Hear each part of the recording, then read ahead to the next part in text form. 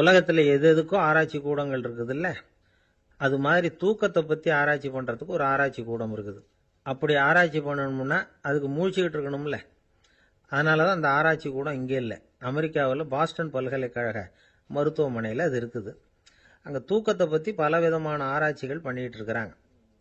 அந்த ஆராய்ச்சி கூடத்தில் இயக்குனராக இருக்கிற ஒரு நிபுணர் அவர் என்ன சொல்கிறார் தெரியுமா? உங்களுக்கு தூக்கம் வரலையா, நீங்கள் நல்லா தூங்குறதுக்கு தாராளமாக சில யோசனைகளை என்னால் சொல்ல முடியும் அப்படிங்கிறார். யோசனை தானே, காசா பணமாக கேட்டு வச்சுக்கலாமே. உணவு, மனநிலை, தூங்கும் இடத்தோட சூழ்நிலை, படுக்கைக்கு செல்றப்போ உள்ள பழக்க வழக்கங்கள், இது காரணமாக ஒருத்தருக்கு தூக்கம் வராமல் போகலாம். தூக்கம் வராததுக்கு இதுதான் காரணம்னா அதையெல்லாம் சுலபமாக கட்டுப்படுத்தலாங்கிறார் அவர். தூக்கத்தை வரவழைக்கக்கூடிய ஒரு நல்ல மருந்து உடற்பயிற்சி. ஆனால் ஒன்று, படுக்க போகிற நேரத்தில் இது மாதிரி உடற்பயிற்சிகள் எல்லாம் செய்யக்கூடாது. கொஞ்சம் முன்னாடி பகல்லையே இந்த பயிற்சிகளை செய்கிறது நல்லது. தூக்கம் வராமல் அவதிப்படுறவங்க பிற்பகல் நேரங்களில் காஃபி, டீ இது மாதிரி பானங்களை சாப்பிடக்கூடாது. மது அருந்துறது கூட தூக்கத்தை பாதிக்கும். வெது வெதுப்பான நீரில் குளிக்கிறது, தியானத்தில் ஈடுபடுறது, ஓய்வாக இருக்கிறது, படுக்கிறது, அதாவது படுக்கிறதுக்கு முன்னாடி ஒரு குவளை பால் சாப்பிட்றது, இதெல்லாம் தூக்கத்தை வரவழைக்கிறது ரொம்ப உதவியாக இருக்கும். இன்னொரு விஷயம் என்னென்னா, தூங்கி ஆகணுமேங்கிற கவலை வேண்டியதில்லை. அப்படி நினச்சி கவலைப்படுறதை விட்டுடணும்.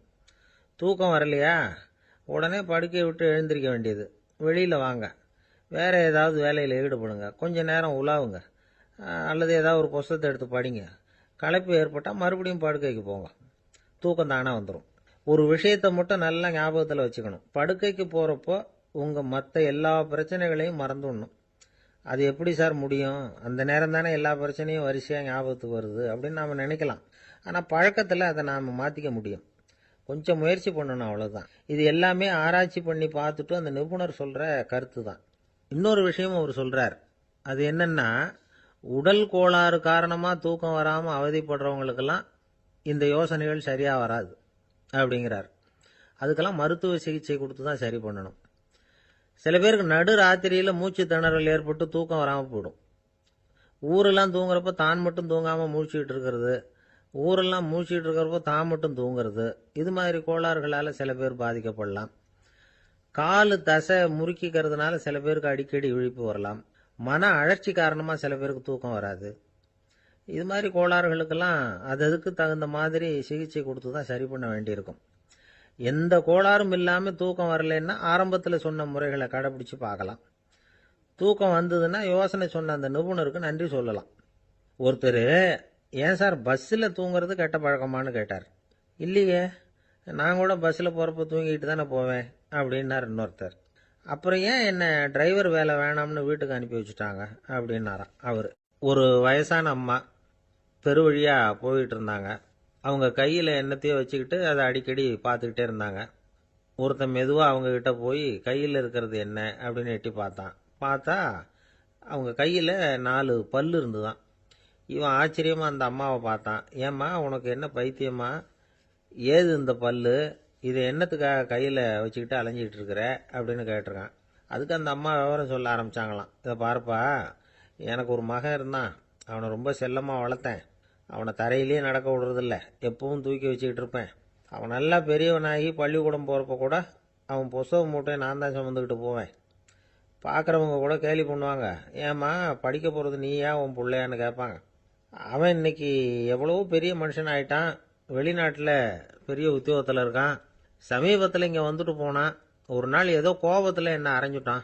அப்போ இந்த 4 பல்லும் கீழே விழுந்துட்டுது. இன்னமும் கூட விழுந்திருக்கும், ஆனால் பல்லு தான் இல்லை. என் புள்ள அரைஞ்சதுனால விழுந்த பல்லு இல்லையா அது, அதனால் இதை எப்பவும் என் கையிலேயே வச்சுக்கிட்டு ஆசையோடு பார்த்துக்கிட்டு இருக்கிறேன். அவன் தான் வெளிநாட்டுக்கு போட்டான், அவனை பார்க்க முடியாத ஏக்கத்தை நான் இந்த பல்லை பார்த்து போக்கிக்கிறேன் அப்படின்னு நாங்களாம் அந்த அம்மா. இந்த கதை எதுக்காகன்னா, தாய் அன்பு அப்படிங்கிறது எப்படிப்பட்டதுங்கிறத புரிஞ்சுக்கிறதுக்காக. கல்யாணம் ஆனதுக்கு அப்புறம் தாயை மறந்து விடுறவங்க எத்தனை பேர் இந்த உலகத்தில்? அவங்க காதில் விழணுங்கிறதுக்காக தான் இந்த தகவல். ஆனால் ஒரு விஷயம் மட்டும் நல்லா புரிஞ்சுக்கணும், தாயை மதிக்க தெரிஞ்சவங்க தான் இன்றைக்கி வாழ்க்கையில் எல்லா விதத்துலேயும் முன்னுக்கு வந்திருக்கிறாங்க. வேணும்னா விசாரித்து பார்த்துக்குங்க. இன்னொரு அம்மா இருந்தாங்க. அவங்க தினமும் ஒரு கோயிலுக்கு வருவாங்க. சாமியை பார்த்து, கடவுளே நான் இறந்து போனால் நரகத்துக்கு போகணும் அப்படின்னு வேண்டிக்குவாங்களாம். எல்லாரும் சொர்க்கத்துக்கு போகணும்னு தானே கடவுள்கிட்ட வேண்டிக்குவாங்க. இந்த அம்மா தினம் நான் நரகத்துக்கு போகணும் அப்படின்னு வேண்டிக்கிறாங்க. அங்கே இருந்த அர்ச்சகருக்கு இது சந்தேகம். ஒரு நாள் அதை நேரடியாகவே அவங்கக்கிட்ட கேட்டுவிட்டார். அதுக்கு அந்த அம்மா பதில் சொன்னாங்களாம், ஐயா, எனக்கு கல்யாணம் ஆகி ரொம்ப நாள் வரைக்கும் குழந்தை பாக்கியம் இல்லாமல் இருந்தது. கோயில் குளம் எல்லாம் சுற்றி வந்தேன். ரொம்ப நாள் கழித்து ஒரு குழந்தை பிறந்தது, ஆண் குழந்தை. அவனை நான் ரொம்ப செல்லம் கொடுத்து வளர்த்தேன். அதோட விளைவு என்ன ஆச்சுன்னா, அவன் ரொம்ப மோசமாக ஆயிட்டான். கெட்ட பழக்க வழக்கம்லாம் கற்றுக்கிட்டான். அவன் இறந்து போனால் நிச்சயம் அவனுக்கு நரகம்தான் கிடைக்கும். அந்த அளவுக்கு கெட்டவன் அவன். அப்படிப்பட்ட காரியங்கள்லாம் பண்ணிகிட்டு இருக்கான், எனக்கு தெரியும். இவனுக்காக நரகத்தில் கூட யாரும் தயவு காட்ட மாட்டாங்க, தாட்சண்யம் காட்ட மாட்டாங்க. அதனால் இவனுக்கு முந்தி நான் இறந்து நரகத்துக்கு போயிட்டா அங்கே இவனை கவனிச்சிக்கலாமே, இவனுக்கு பணிவிடை செய்யலாமேன்னு பார்க்குறேன் அப்படின்னு நாங்களாம். அதனால தான் நான் நரகத்துக்கு போகணும்னு தினம் ஆண்டவனை வேண்டிகிட்டு இருக்கிறேன் அப்படின்னு கண்கலங்கி அந்த அம்மா சொன்னாங்களாம். அதுதான் தாய் உள்ளம்ங்கிறது. தாயின் பெருமையை சரியாக உணர்ந்துட்டா அவங்களுக்கு எப்பவும் எந்த கஷ்டமும் வராது. இது ஏதோ உபதேசத்துக்காக சொல்கிற வார்த்தை இல்லை, உண்மையான வார்த்தை. இந்த விவரத்தையெல்லாம் நண்பர் ஒருத்தர்கிட்ட சொல்லிக்கிட்டு இருந்தேன். அவர் கொஞ்ச நாள் கழித்து என்னை தேடி வந்தார். அவர் கையிலேயும் 4 பல்லு வச்சுருந்தார். என்னங்க ஆச்சு, ஏதுங்க இந்த பல்லு அப்படின்னு விசாரித்தோம். உங்கள் உபதேசத்தை கேட்டுவிட்டு இந்த உலகத்தில் எல்லாரையும் தாயாக நினைக்க ஆரம்பிச்சிட்டேன். ஒரு அம்மாவை கடத்தரில் பார்த்து தாயேன்னு கூப்பிட்டேன். அவங்க உடனே பலார்னு என்னை அரைஞ்சிட்டாங்க. பல்லு விழுந்துட்டுது.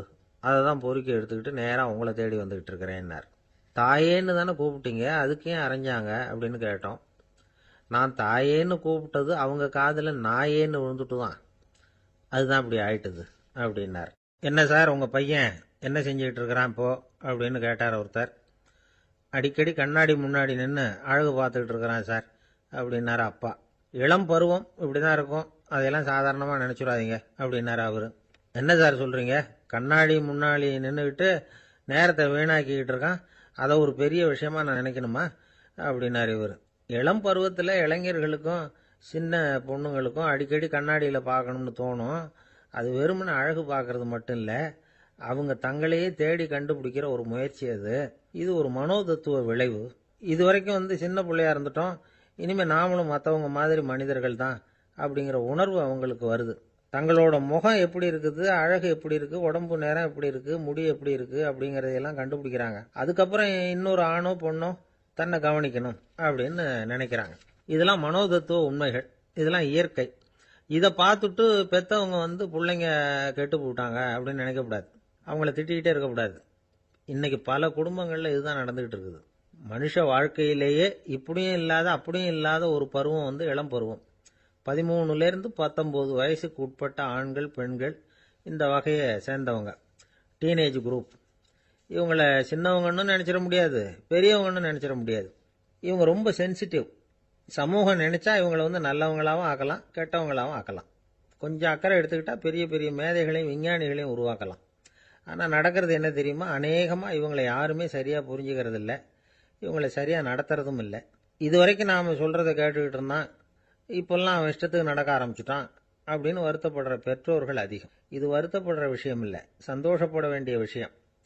உங்கள் புள்ள சொந்தமாக யோசிக்க ஆரம்பிக்கிறதும் நடந்துக்க ஆரம்பிக்கிறதும் ஒரு தப்பான விஷயமா?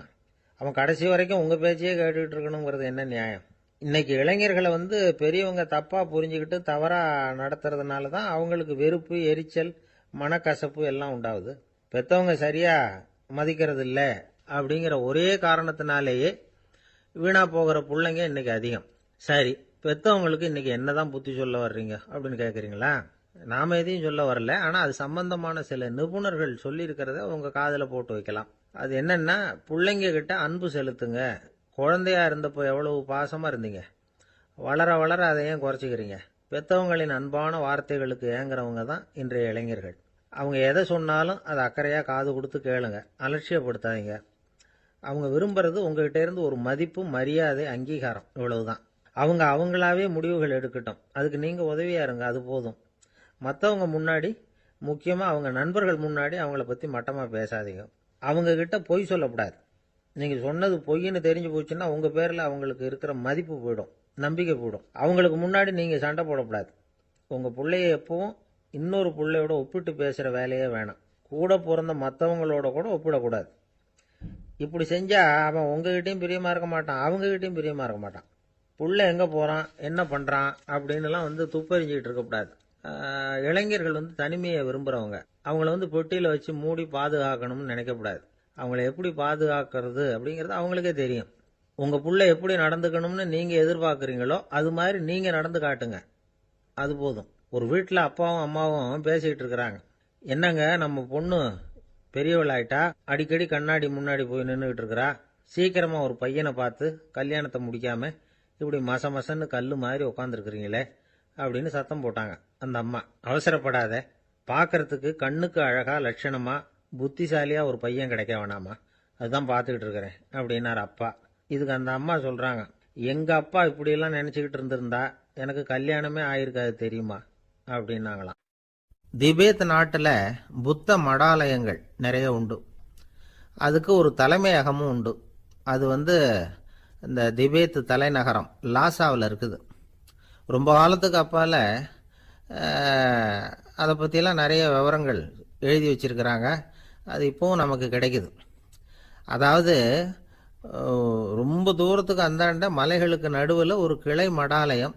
அந்த மடத்தின் தலைவருக்கு வயசாயிட்டு தான். அதனால் தலைமை பொறுப்பை வந்து வேற ஒருத்தர்கிட்ட ஒப்படைக்கலாம் அப்படின்னு முடிவு பண்ணாராம். உடனே ஒரு லாமாவை கூப்பிட்டார். அவர் மூலமாக தலைமை மடாலயத்துக்கு செய்தி அனுப்புனார், பொருத்தமான வாரிசு ஒருத்தரை அனுப்பி வைக்கும்படியாக. அந்த வாலிப லாமா புறப்பட்டார். காடு மேடெல்லாம் நடந்து போகிறார். ரொம்ப நாள் கழித்து தலைமை பீடத்தை அடைஞ்சார். தலைமை குருக்கிட்ட விவரத்தை சொன்னார். தகுதியான ஒருத்தரை அனுப்பி வச்சா அழைச்சிட்டு போகிறேன் அப்படின்னார். சரி, நாளைக்கு காலையில் நீங்கள் அவங்க எல்லாரையும் அழைச்சிட்டு போகலாம்னார் அவர். அவங்க எல்லாரையுமா? அங்கே தேவைப்படுறது ஒருத்தர் தானே அப்படின்னார் இவர். ஆமான்னார். அப்புறம் ஏன் எல்லாரையும் அழைச்சிட்டு போக சொல்கிறீங்கன்னார். அது இப்போ உனக்கு புரியாது. நான் ஒரு 100 பிக்குகளை அனுப்புகிறேன், அதாவது பிட்சுகளை. அவ்வளவு பேரையும் அங்கே வச்சு சமாளிக்க முடியாது அப்படின்னாரு இவர். இருந்தாலும் இப்போ அந்த தலைமை குரு என்ன சொன்னார்னா, அதை பற்றி கவலைப்படாத, நான் வந்து 100 பேரை அனுப்புகிறேன்.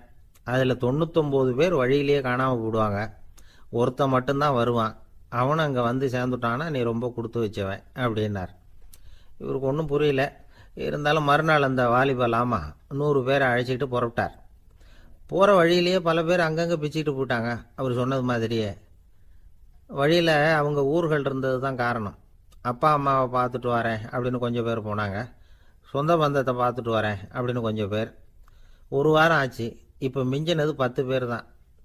வழியில் ஒரு நகரம். அங்கே சில பிட்சுக்கள் வந்து சந்தித்தாங்க. எங்கள் மடத்து தலைவர் இறந்துட்டார், உங்களில் யாராவது ஒருத்தர் எங்களுக்கு தலைவராக முடியுமா அப்படின்னு கேட்டாங்க. 10 பேரும் தயார். அதில் ஒருத்தரை அழைச்சிக்கிட்டு அவங்க போயிட்டாங்க. இன்னொரு ஊரில் சில பேர் வந்தாங்க, வழி மறிச்சாங்க. நில்லுங்க, எங்கள் மன்னர் மகளுக்கு திருமணம், அதை நடத்தி வைக்க 3 லாமாக்கள் தேவை அப்படின்னாங்க. இப்படி கொஞ்சம் கொஞ்சமாக எல்லாரும் காலி. கடைசியில் 2 பேரும் மிஞ்சினாங்க. அங்கே ஒரு இளம்பெண் எதிரில் வந்தா. எங்கள் அப்பா வேட்டைக்கு போயிருக்கிறாரு, இன்னும் திரும்பி வரல, வீட்டில் வேறு யாரும் இல்லை, தனியாக இருக்க பயமாக இருக்குது, யாராவது ஒருத்தர் எனக்கு துணையாக இருக்கணும் அப்படின்னு கேட்டுக்கிட்டா. எங்கள் 2 பேரில் நீயே ஒருத்தரை தேர்ந்தெடுத்துக்கோ, இல்லைன்னா எங்களுக்குள்ளே சண்டை வந்துடும் அப்படின்னாங்க. இப்போ மிஞ்சினவர் ஒருத்தர். அவருக்கும் ஒரு சோதனை வந்தது. ஒரு தர்க்கவாதி எதிரில் வந்தான். உன்னோட வாதம் பண்ணணும்னா. இவனோட வாதம் பண்ணுறேன், அது முடிய ரொம்ப காலம் ஆகலாம், தர்க்கத்தில் நான் ஜெயிச்சா அங்கே வரேன், இல்லைன்னா இவருடைய சீடனை ஆயிடுவேன் அப்படின்னார் அவர். கடைசியாக அழைக்க வந்த வாலிபலாமா மட்டும் வெறுங்கையோடு திரும்பி போனார். அங்கே இருந்த வயசான மடாதிபதி கேட்டார், எத்தனை பேர் அங்கேருந்து புறப்பட்டீங்கன்னார். என்னையும் சேர்த்து 101ன்னார் அவர். நல்லது, நீயாவது திரும்பி வந்திய, அதுதான் எனக்கு போதும். ஏன்னா நீ தான் எனக்கு உண்மையான வாரிசு. அந்த 100 பேரில் யாரும் வரமாட்டாங்க அப்படின்னார் அவர். ஏன்னா அவருக்கு தெரியும் இவர் ஒருத்தர் தான் திரும்பி வருவாருங்கிறது.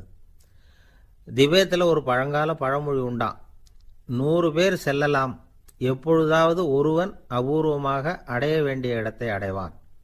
இதுதான் அந்த பழமொழி.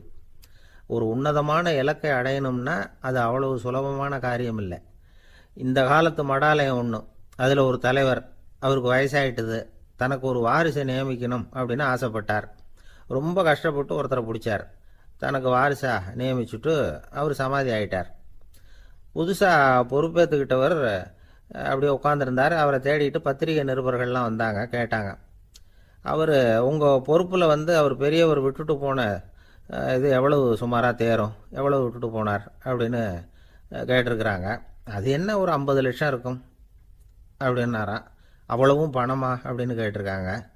இல்லைங்க, கடன் அப்படின்னாராம் இவர். ஒரு தடவை கலைவாணர் என்எஸ் கிருஷ்ணன் பேராசிரியர் கல்கியை சந்திச்சு பேசிக்கிட்டு இருந்தாராம். கலைவாணர் கல்கியை பார்த்து, எனக்கு கதை எழுத ஆசையா இருக்கு, எப்படி எழுதுறதுன்னு கேட்டாராம். கதை எழுதுறதுக்கு 4 மை வேணும்னாராம் கல்கி. அப்படியா, அப்படின்னா என்னென்ன கலர் மை அப்படின்னு கேட்டிருக்காரு கலைவாணர் சிரிச்சுக்கிட்டே. நான் சொன்னது கலர் மை இல்லை, அது வேற மை. அதாவது கதை எழுதுறதுக்கு தேவைப்படுகிற 4 மை எதுன்னா, 1 திறமை, 2 பேணாமை, 3வது தனிமை, 4வது பொறுமை அப்படின்னாராம். உடனே கலைவாணர், உங்க யோசனை அருமை அப்படின்னாராம். அதுதான் கலைவாணர். பொதுவாக எழுத்தாளர்கள் எழுதுகிற மாதிரி நடந்துக்கிறது இல்லை. ஆனால் கலைவாணர் என்ன சொல்லுவாரோ அதே மாதிரி நடந்துக்குவார்.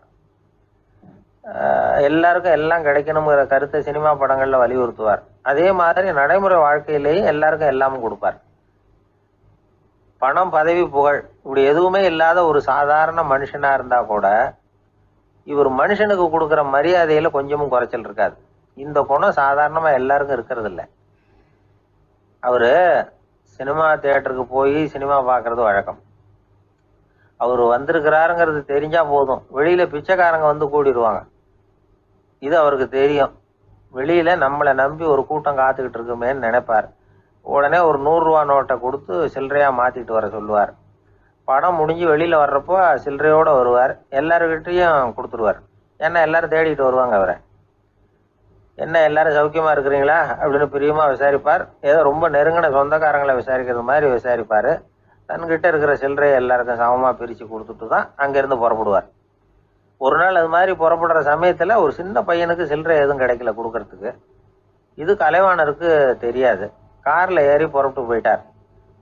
அந்த பையன் காரை பிடிச்சிக்கிட்டு பின்னாடியே ஓடியாந்துருக்கிறான். ஐயா, நீங்களே இல்லைன்னு சொன்னா நான் என்ன பண்றது, இன்னைக்கு பட்னி தான், அம்மாவுக்கு வேற உடம்பு சரியில்லை அப்படின்னு கத்திக்கிட்டே ஓடியாந்தானா. கலைவாணர் கவனிச்சுட்டார். உடனே காரை நிறுத்த சொன்னார். இறங்கினார். அந்த சின்ன பையனை கட்டி பிடிச்சிக்கிட்டு, என்னை மன்னிச்சுக்கப்பா, நான் கவனிக்காம வந்துட்டேன் அப்படின்னு சொல்லி அழ ஆரம்பிச்சுட்டாராம். இன்னொரு தடவை இதே மாதிரி ஒரு தியேட்டர்ல இருந்து வெளியில வந்திருக்கிறார். ஒரு ஆள் அவர்கிட்ட நின்றுருக்கார். அவர் கொடுக்கறதுக்கு இவர்கிட்ட பணம் இல்லை. பணம் இல்லையாப்பா அப்படின்னாராம். உங்ககிட்டயே இல்லையா அப்படின்னாராம் அவரு. கலைவாணருக்கு மனசு ரொம்ப சங்கடமா போச்சு. உடனே புறப்பட்டு வீட்டுக்கு போனார். அங்க இங்க தேடி பார்த்து அங்க இருந்த கொஞ்சம் நெஞ்ச சில்லறை எடுத்தார். காரு டிரைவரை கூப்பிட்டார். தியேட்டர் வாசல்ல நின்றுகிட்டு இருந்த ஆசாமியோட அங்க அடையாளங்களை சொன்னார்.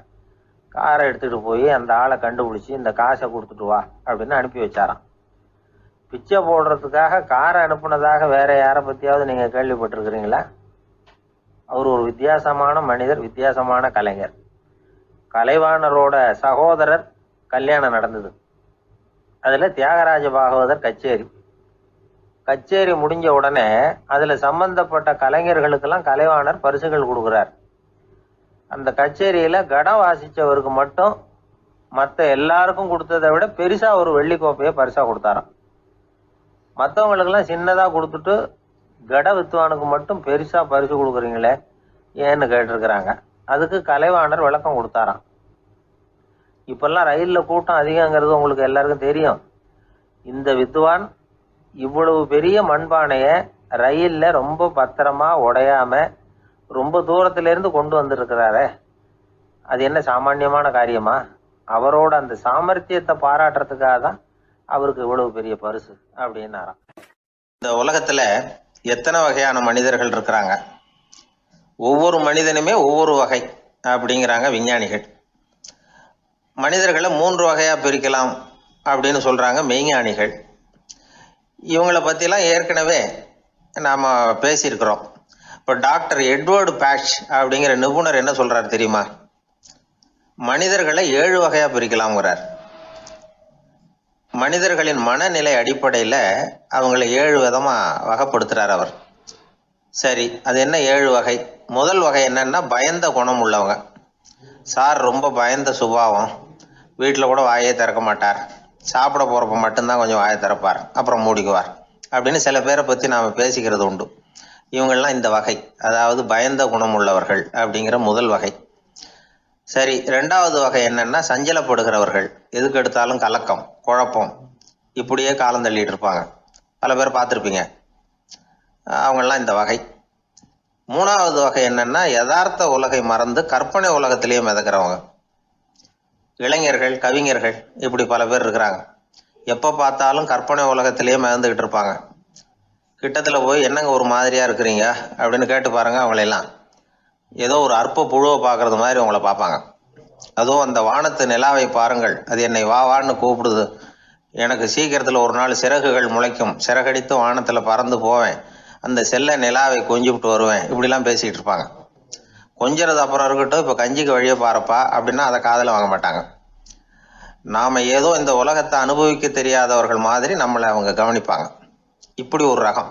நாலாவது வகை மனிதர்கள் எப்படின்னா, இவங்க தனிமை உணர்வு மிக்கவர்கள். இவங்க மற்றவங்களோட இயல்பாக நெருங்கி பழகிறதில்ல, தான் உண்டு தன்னுடைய வேலை உண்டுன்னு இருந்துட்டு போகிறவங்க. அடுத்த வீட்டில் இருக்கிறவர் யார் அப்படின்னு கேட்டால் கூட அடுத்த வீடுன்னு ஒன்று இருக்கா அப்படிங்கிறது மாதிரி நம்ம முகத்தை பார்ப்பாங்க. அவங்ககிட்ட மேற்கொண்டு நாம் என்னத்தை பேச முடியும்? இப்படி ஒரு வகை. ஐந்தாவது வகை மனிதர்கள் எப்படின்னா, இவங்க மற்றவங்க செல்வாக்குக்கு உட்பட மறுப்பவர்கள். அடுத்தவங்களோட செல்வாக்குக்கு இவங்க ஆட்படுறதில்ல. நான் யார் தெரியுமான்னு கேட்டால் அதை தெரிஞ்சுட்டு எனக்கு என்ன ஆக போகுதும்பாங்க. இவங்கெல்லாம் அந்த ரகம். ஆறாவது வகை மனிதர்கள் எப்பவும் எதுலேயும் பற்றில்லாமல் இருக்கிறவங்க. இது ஒரு துறவு மனப்பான்மை. இயல்பாகவே சில பேர் இப்படி உண்டு, அவங்களுக்கு எதுலேயும் ஒரு ஈடுபாடு இருக்காது. அப்படிப்பட்டவங்கெல்லாம் ஆறாவது வகை. ஏழாவது வகை மனிதர்கள் மற்றவங்க கவலையை தன்னுடையதாக ஆக்கிக்கிட்டு கவலைப்படுறவங்க. இவங்கெல்லாம் மகாத்மாக்கள். தாம் வேறு அடுத்தவங்க வேறு அப்படிங்கிற எண்ணம் இவங்களுக்கு வர்றதில்லை. அதனால் அடுத்தவங்களுக்கு ஒரு துன்பம் வந்ததுன்னா இவங்களால சும்மா இருக்க முடியறதில்லை. ஆக கூடி இப்படி 7 விதமான மனிதர்களை அடையாளம் காட்டுறார் அந்த நிபுணர். இதில் நாம் எந்த வகையில் வர்றோம் அப்படிங்கிறத நாம தான் அடையாளம் கண்டுபிடிக்கணும். எனக்கு தெரிஞ்ச ஒரு மனிதர் உண்டு. அவர் ஒரு வித்தியாசமான வகை. எதையும் நடைமுறை சாத்தியமாக சிந்திக்கிறவர். எப்பவும் அடுத்தவங்களும் நல்லா இருக்கணும், நாமும் நல்லா இருக்கணும் அப்படின்னு ஆசைப்படுறவர். அவருக்கு ஒரு சமயம் திடீர்னு உடம்பு சுகம் இல்லாமல் போயிட்டுது. டாக்டர்கிட்ட போனார், பணம் கொடுத்தார், வைத்தியம் பார்த்துக்கிட்டார். அவர் எழுதி கொடுத்த மருந்து சீட்டை வாங்கினார். ஒரு மருந்து கடைக்கு போனார், பணம் கொடுத்தார், மருந்து வாங்கினார். அதை எடுத்துகிட்டு வீட்டுக்கு வந்தார். அதுக்கப்புறம் அந்த மருந்து அவர் சாப்பிடணும்ல, சாப்பிடவே இல்லை, அப்படியே சும்மா வச்சுட்டார். அவரை பார்த்து கேட்டேன், ஏன் சார் இப்படி பண்ணுறீங்க, வீண் செலவு தானே இது, நீங்கள் ஏன் டாக்டர்கிட்ட போய் பணம் செலவு பண்ணுனீங்கன்னு கேட்டேன். அவர் சொன்னார், டாக்டர் வாழணும் இல்லையா, அதனால தான் அப்படின்னார். சரி, அப்புறம் ஏன் மருந்து வாங்கினீங்க அப்படின்னு கேட்டேன். மருந்து கடைக்காரர் வாழணும் இல்லையா, அதனால தான் அப்படின்னார். சரி, அப்புறம் ஏன் வாங்கின மருந்து சாப்பிடாம வச்சுட்டீங்க அப்படின்னதுக்கு, நான் வாழணும் இல்லையா அதனால தான் அப்படின்னார். இவர் வாழ்க்கையை புரிஞ்சுக்கிட்டவர். இப்படி வாழ்க்கையை புரிந்து கொண்டு வாழ தெரிஞ்சுக்கணும். எந்த வகை மனிதர் நாம் அப்படிங்கிறத புரிஞ்சுக்கிட்டு வாழ்ந்தோம்னா வாழ்க்கையில் வெற்றி நிச்சயம். ஒரு நாள் காலை நேரம் ஒரு குரு படுக்கையை விட்டு எழுந்திருக்கிறார். உடனே சீடர்களை பார்த்து எல்லாரும் இப்படி வாங்கங்கிறார். எல்லாரும் வர்றாங்க வேகமாக. என்னங்க வேணும் உங்களுக்கு அப்படிங்கிற மாதிரி எல்லாரும் குருவை பார்த்தாங்க பயபக்தியோட. குரு அந்த சீடர்களை பார்த்து, இதை பாருங்கள், இப்போ நான் ஒரு சிக்கலான விவகாரத்தில் மாட்டிக்கிட்டு இருக்கிறேன், அதை நீங்கள் தீர்த்து வச்சா நல்லதுன்னார். சீடர்களுக்கு ஒன்றும் புரியல. என்ன இது, இவர் இப்படி சொல்கிறாரு, நமக்குள்ள எல்லா விவகாரங்களையும் தீர்த்து வைக்கிறவர் நம்ம குருநாதர், அவருடைய விவகாரத்தை நாம் தீர்த்து வைக்கிறதா, ஆச்சரியமாக இருக்குதே, குருநாதருக்கே சிக்கலா அப்படின்னு யோசனை பண்ண ஆரம்பித்தாங்க. இருந்தாலும் ரொம்ப பணிவாக கேட்டாங்க, சுவாமி உங்களுக்கே சிக்கலா, இந்த உலகத்து சிக்கல்களுக்கும் சிரமங்களுக்கும் அப்பாற்பட்டவர் அல்லவா தாங்கள், அப்படிப்பட்ட உங்களுக்கு சிக்கல்னா அது எப்படி அப்படின்னாங்க. எனக்கு ஏற்பட்டிருக்கிற சிக்கல் அவ்வளவு பெருசு, ரொம்ப பெரிய விவகாரம் அது அப்படின்னார் குரு. கொஞ்சம் விவரமாக சொல்லுங்க அப்படின்னாங்க இவங்க. இப்போ அந்த குரு விவரத்தை சொன்னார். அதாவது நேற்று ராத்திரி நான் ஒரு கனவு கண்டேன். அந்த கனவுல நான் ஒரு பட்டாம்பூச்சியாக மாறிட்டேன். அப்படி மாறி ஒவ்வொரு மலராக பறந்து போய் உட்காந்து தேன் சாப்பிட்டேன் அப்படின்னார். சீடர்கள் இதை கேட்டதும் ரொம்ப திகைச்சு போயிட்டாங்க. என்ன இது, இது ஒரு பெரிய பிரச்சனையா? ஒரு சாதாரண கனவு கண்டதுக்காகவா இந்த காலை வேளையில் நம்மளையெல்லாம் குருநாதர் இவ்வளவு அவசரமாக கூப்பிட்டுருக்கார் அப்படின்னு நினச்சாங்க. இருந்தாலும் கேட்டாங்க, இதில் என்ன சிக்கல் சுவாமி? கனவுங்கிறது எல்லாருக்கும் வரத்தானே செய்யும் அப்படின்னார் ஒரு சீடர். சீடர்களே, பிரச்சனை அது இல்லை. நான் இன்னைக்கு காலையில் கண்ணு முழிச்சு பார்த்தப்போ நான் நானாக மறுபடியும் மாறிட்டேங்கிறத தெரிஞ்சுக்கிட்டேன். இதில் சிக்கல் என்னன்னா, இப்போ அந்த பட்டாம்பூச்சி தான் நானா ஆயிட்டதாக கனவு கண்டுகிட்டு இருக்கா அப்படிங்கிறது தான். ஒரு மனுஷன் பட்டாம்பூச்சி ஆகிறதாக கனவு காண முடியுங்கிறப்போ அந்த பட்டாம்பூச்சியும் மனுஷனாக ஆகிறதாக கனவு காண முடியும் இல்லையா? இப்போ எனக்கு யதார்த்த நிலை தெரியணும், எது நிஜம்னு தெரியணும். நேற்று ராத்திரி நான் கண்டது கனவா, அல்லது இது பட்டாம்பூச்சி கண்டுகிட்டு இருக்கிற கனவா? இதுதான் குரு கேட்ட கேள்வி. இதை கேட்டதும் சீடர்கள் ரொம்ப குழம்பி போயிட்டாங்க. சுவாமி, இது வரைக்கும் நாங்கள் தூங்குறப்ப பார்க்கறது கனவுன்னும் மூழ்கிட்டு இருக்கிறப்ப பார்க்கறது நனவுன்னு நம்பிக்கிட்டு இருக்கிறோம். இப்போ எங்களை ரொம்ப குழப்பிட்டீங்க, இதுக்கு பதில் சொல்ல எங்களுக்கு சக்தி இல்லை அப்படின்னு சொல்லிவிட்டாங்களாம். அதுக்கப்புறம் அந்த குரு சொன்னாராம், நினைவு தான் முக்கியமான அம்சம். முடிவு கட்டம்னா பகலின் நினைவுகளை விட இரவின் கனவுகளே ரொம்ப உண்மை. ஒருத்தன் தூங்க போனால் தூங்கிக்கிட்டே இருந்தால் அவன் காணும் கனவு பொய்ங்கிறத அவன் உணர மாட்டான். ஒவ்வொரு கனவும் காணும் பொழுது அது ரொம்ப உண்மையாக தான் தெரியுது. ஒரு கனவு கூட உண்மை இல்லைன்னு கனவுல தோன்றுவதே இல்லை அப்படின்னார் குரு. அகில வாழ்வு அத்தனையும் சொற்பனம் கண்டாய் அப்படிங்கிறார் தாயுமானவர். ஆகையினால நம்ம கனவுலேருந்து நாம் என்னைக்கு முழிச்சிக்க போகிறோம் அப்படிங்கிறது தான் ஒரு முக்கியமான கேள்வி. ஒருத்தர் வந்தார், காலில் கட்டோடு வந்தார். என்னங்க காலில் கட்டுன்னு? சார், நேற்று ராத்திரி தூக்கத்தில் எங்கள் வீட்டு கூரையில் ஏணியை சாத்தி வச்சு இறங்கினப்போ வழுக்கி விழுந்து காலை உடச்சிக்கிட்டேன்னார். உங்கள் வீட்டில் தான் ஏணியே கிடையாது சார் அப்படின்னு. உண்மைதான் சார், நான் கீழே விழுந்து முழிச்சுக்கிட்டதுக்கு அப்புறம் தானே ஏணி இல்லைங்கிறது எனக்கு ஞாபகம் வந்தது அப்படின்னார். இப்போ மேலே எனக்கு அளவு கடந்த அன்பு அப்படின்னு யாராவது சொன்னால் அதை அலட்சியமாக நினச்சிடக்கூடாது. அது கொஞ்சம் சீரியஸான விஷயம். அளவுக்கு மிஞ்சினா எதுவுமே இடைஞ்சல் தானே. அன்பும் அப்படி தான். அன்பு அதிகமாக இருந்தால் அது எப்படி கெடுதல் பண்ணும் அப்படிங்கிற சந்தேகம் உங்களுக்கு வரலாம். தசரதன் கதை என்னாச்சு? கைகேயி மேலே வச்சு அளவு கடந்த அன்பு ராமன் காட்டுக்கு போறாப்புல ஆயிட்டுதுல்ல. தசரதன் எப்பேற்பட்ட அரசன்? விஸ்வாமித்திரர் சொல்றார், என்ன மாதிரி முனிவர்களுக்கும் தேவர்களுக்கும் ஏதாவது கஷ்டம் வந்தால் முதல்ல முருகன் கிட்ட போவோம், அப்புறம் பரமசிவனை போய் பார்ப்போம், அதுக்கப்புறம் திருமால்கிட்ட போவோம், அப்புறம் பிரம்மன் இந்திரன் இவங்களையெல்லாம் போய் பார்ப்போம்.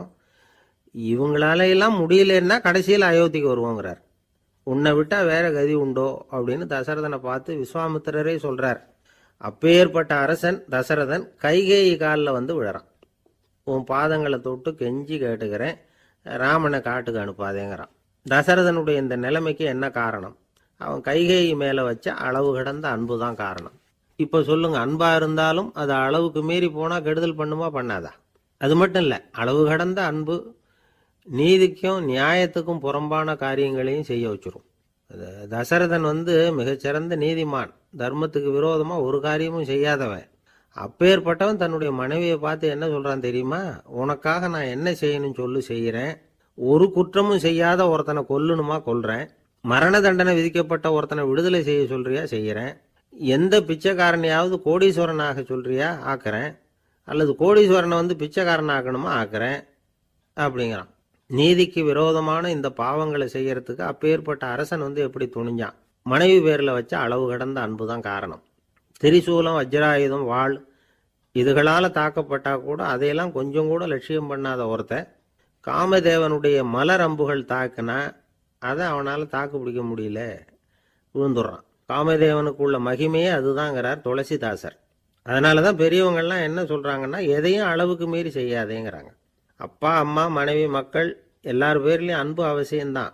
ஆனால் அந்த அன்பு அறிவுக்கு புறம்பாக இருக்கக்கூடாது, அளவுக்கு மீறி இருக்கக்கூடாது. அப்போ தான் வாழ்க்கை சுகமாக இருக்கும். இல்லைன்னா அவஸ்தை தான். அளவுக்கு மீறின அன்புங்கிறது புரியுது, அது சரி. அறிவுக்கு புறம்பான அன்புங்கிறது எப்படி? ஒரு தாய்க்கு ஜலதோஷம் அல்லது ஏதோ ஒரு தொற்று நோயின்னு வச்சுங்களேன். அந்த அம்மாவுக்கு தன்னுடைய குழந்தை பேரில் அளவு கடந்த அன்பு. தனக்கு நோய் இருக்கு, அது அடுத்தவங்களுக்கு தொற்றக்கூடியது அப்படின்னு தெரிஞ்சிருந்தோம் அன்பை காட்டுறதுக்காக அந்த குழந்தைக்கு முத்தம் கொடுக்குறேன்னு தூக்கி வச்சுக்கிட்டு கொஞ்சம் ஆரம்பிச்சதுன்னு வச்சுக்கோங்க, அது நல்லா இருக்குமா? இதுதான் அறிவுக்கு புறம்பான அன்புங்கிறது. அது மாதிரி விலங்குகள்கிட்ட அன்பாயிருன்னு சொல்கிறோம். அதுக்காக புலிக்கு முத்தம் கொடுக்க முடியுமா? அப்படி கொடுத்தா அது அறிவுக்கு புறம்பான அன்பு. அதனால் அன்பு கூட அறிவுபூர்வமாக இருக்கணும் அப்படிங்கிறத இன்னைக்கு தகவல் மூலமாக நாம் புரிஞ்சுக்கணும். இந்த காலத்து காதலன் தன்னுடைய காதலிகிட்ட சொன்னானாம், இதை பாரு, உன் பேரில் எனக்கு அளவு கடந்த அன்பு, உனக்காக என்ன செய்யணும் சொல்லு செய்கிறேன், நெருப்பில் நடக்கணுமா நடக்கிறேன், நீரில் குதிக்கணுமா குதிக்கிறேன், உயிரையே கொடுக்கணுமா கொடுக்குறேன் அப்படின்னா. சரி, வர்றேன் ஞாயிற்றுக்கிழமை சாயந்தரம் 6 மணிக்கு இதே இடத்துக்கு வாங்க அப்படின்னுது அந்த பொண்ணு. இவன் கொஞ்சம் யோசனை பண்ணி பார்த்துட்டு, அன்னைக்கு மழை பெய்யாமல் இருந்தால் வந்துடுறேன் அப்படின்னானா. ஒரு காட்டில் ஒரு முனிவர் இருந்தார். ஒரு நாள் அவரை தேடிட்டு 4 பேர் வந்தாங்க. சுவாமி, எங்களுக்கு ரொம்ப நாளாக ஒரு சந்தேகம்னாங்க. என்னன்னு கேட்டார். இந்த உலகத்தில் எவ்வளவோ காரியங்கள் நடக்குது, எது நியாயம் எது அநியாயம் அப்படின்னு புரிஞ்சுக்க முடியலன்னாங்க. அது யாராலையும் புரிஞ்சுக்க முடியாதுன்னார் முனிவர். வந்தவங்களுக்கு ஆச்சரியமா போச்சு, ஒரு மாதிரியா பார்த்தாங்க. இதை முனிவர் கவனிச்சார். சரி, புறப்படுங்க என்னோடன்னார். எங்கன்னு கேட்டாங்க. இப்போ உங்க 4 பேரையும் ஒரு புஷ்பக விமானத்தில் அழைச்சிட்டு போறேன். இந்த உலகத்துல சர்வசாதாரணமா நடக்கக்கூடிய ஒரு காட்சியை உங்களுக்கு காட்ட போறேன். நீங்க பார்க்க போற அந்த காட்சி நியாயமா அநியாயமா அப்படிங்கிறத என்கிட்ட சொல்லணும். நீங்க சரியான பதில் சொன்னா புஷ்பக விமானத்துல தொடர்ந்து பிரயாணம் பண்ணலாம். தவறான பதில் சொன்னா இந்த புஷ்பக விமானம் உங்களை கீழே தள்ளி விட்டுரும் அப்படின்னார். 4 பேருக்கும் பயம்தான், இருந்தாலும் முனிவர் கூப்பிடுறாரு அப்படின்னு சொல்லி புறப்பட்டாங்க. அவங்க எல்லாரும் புறப்பட்டு ஒரு காட்டு வழியா போயிட்டு இருக்கிறாங்க புஷ்பக விமானத்துல. அங்க நடக்கிற ஒரு காட்சியை காட்டுறார் முனிவர். அதோ அங்க பாருங்கன்னார். அந்த விமானத்துல இருந்தபடியே எல்லாரும் கீழே குனிஞ்சு பாக்குறாங்க. அங்க ஒரு தாய் புலி அப்பதான் குட்டி போட்டிருக்கு.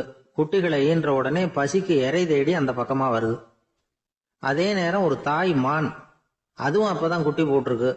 அதுவும் இதே மாதிரி குட்டிகளை ஈன்ற உடனே பசிக்கு இறை தேடி அந்த பக்கமா வருது. இப்ப அந்த புலி அந்த மானை அடிச்சு போட்டுடுது. அதுவும் சாப்பிடுது, குட்டிகளுக்கும் கொடுக்குது. இப்போ அந்த புலி குட்டிகள் முகத்துல மகிழ்ச்சி, தாயை இழந்த அந்த மான் குட்டிகள் முகத்துல துக்கம். இப்போ அந்த முனிவர் 4 பேர்கிட்டையும் கேட்கிறார், நீங்க இங்க பாத்தீங்களே, இதுல எது நியாயம் எது அநியாயம்? ஒவ்வொருத்தரா சொல்லுங்க. உங்க பதில் சரியில்லைன்னா இந்த விமானம் உங்களை கீழே தள்ளி விட்டுரும், சொல்லுங்க பார்க்கலாம்னார். முதல்ல ஒருத்தன் சொன்னான், அந்த புலி செஞ்சது சரிதாங்க, அது பசிக்கு அதுதான் ஆகாரம், தன்னுடைய பசிக்கு தானே இறை தேடிக்கிட்டுது, அதுல என்ன தப்பு, அவ்வளவுதான், அதனால புலி செஞ்சது நியாயம்தான் அப்படின்னா. அவ்வளவுதான், அந்த விமானம் அவனை அப்படியே கீழே தள்ளி விட்டுட்டுது. அதனால அவன் கொடுத்த பதில் சரியில்லை அப்படிங்கிறது புரிஞ்சு போச்சு. இப்ப 2வது ஆள் சொன்னான், புலி செஞ்சது பாவம், அந்த தாய்மான் என்ன தப்பு பண்ணிச்சு, இப்ப அந்த குட்டிகளுக்கு யாரு ஆதரவு, அதனால புலி செஞ்சது அநியாயம் அப்படின்னா. அவ்வளவுதான், அவனையும் கீழே தள்ளி விட்டுட்டுது அந்த விமானம். இந்த பதிலும் சரியில்லை அப்படின்னு ஆயிட்டுது. இப்ப 3வது ஆள் வந்தான். முதல்ல 2 பேர் கீழே விழுந்ததை பார்த்துக்கிட்டு இருந்தான்.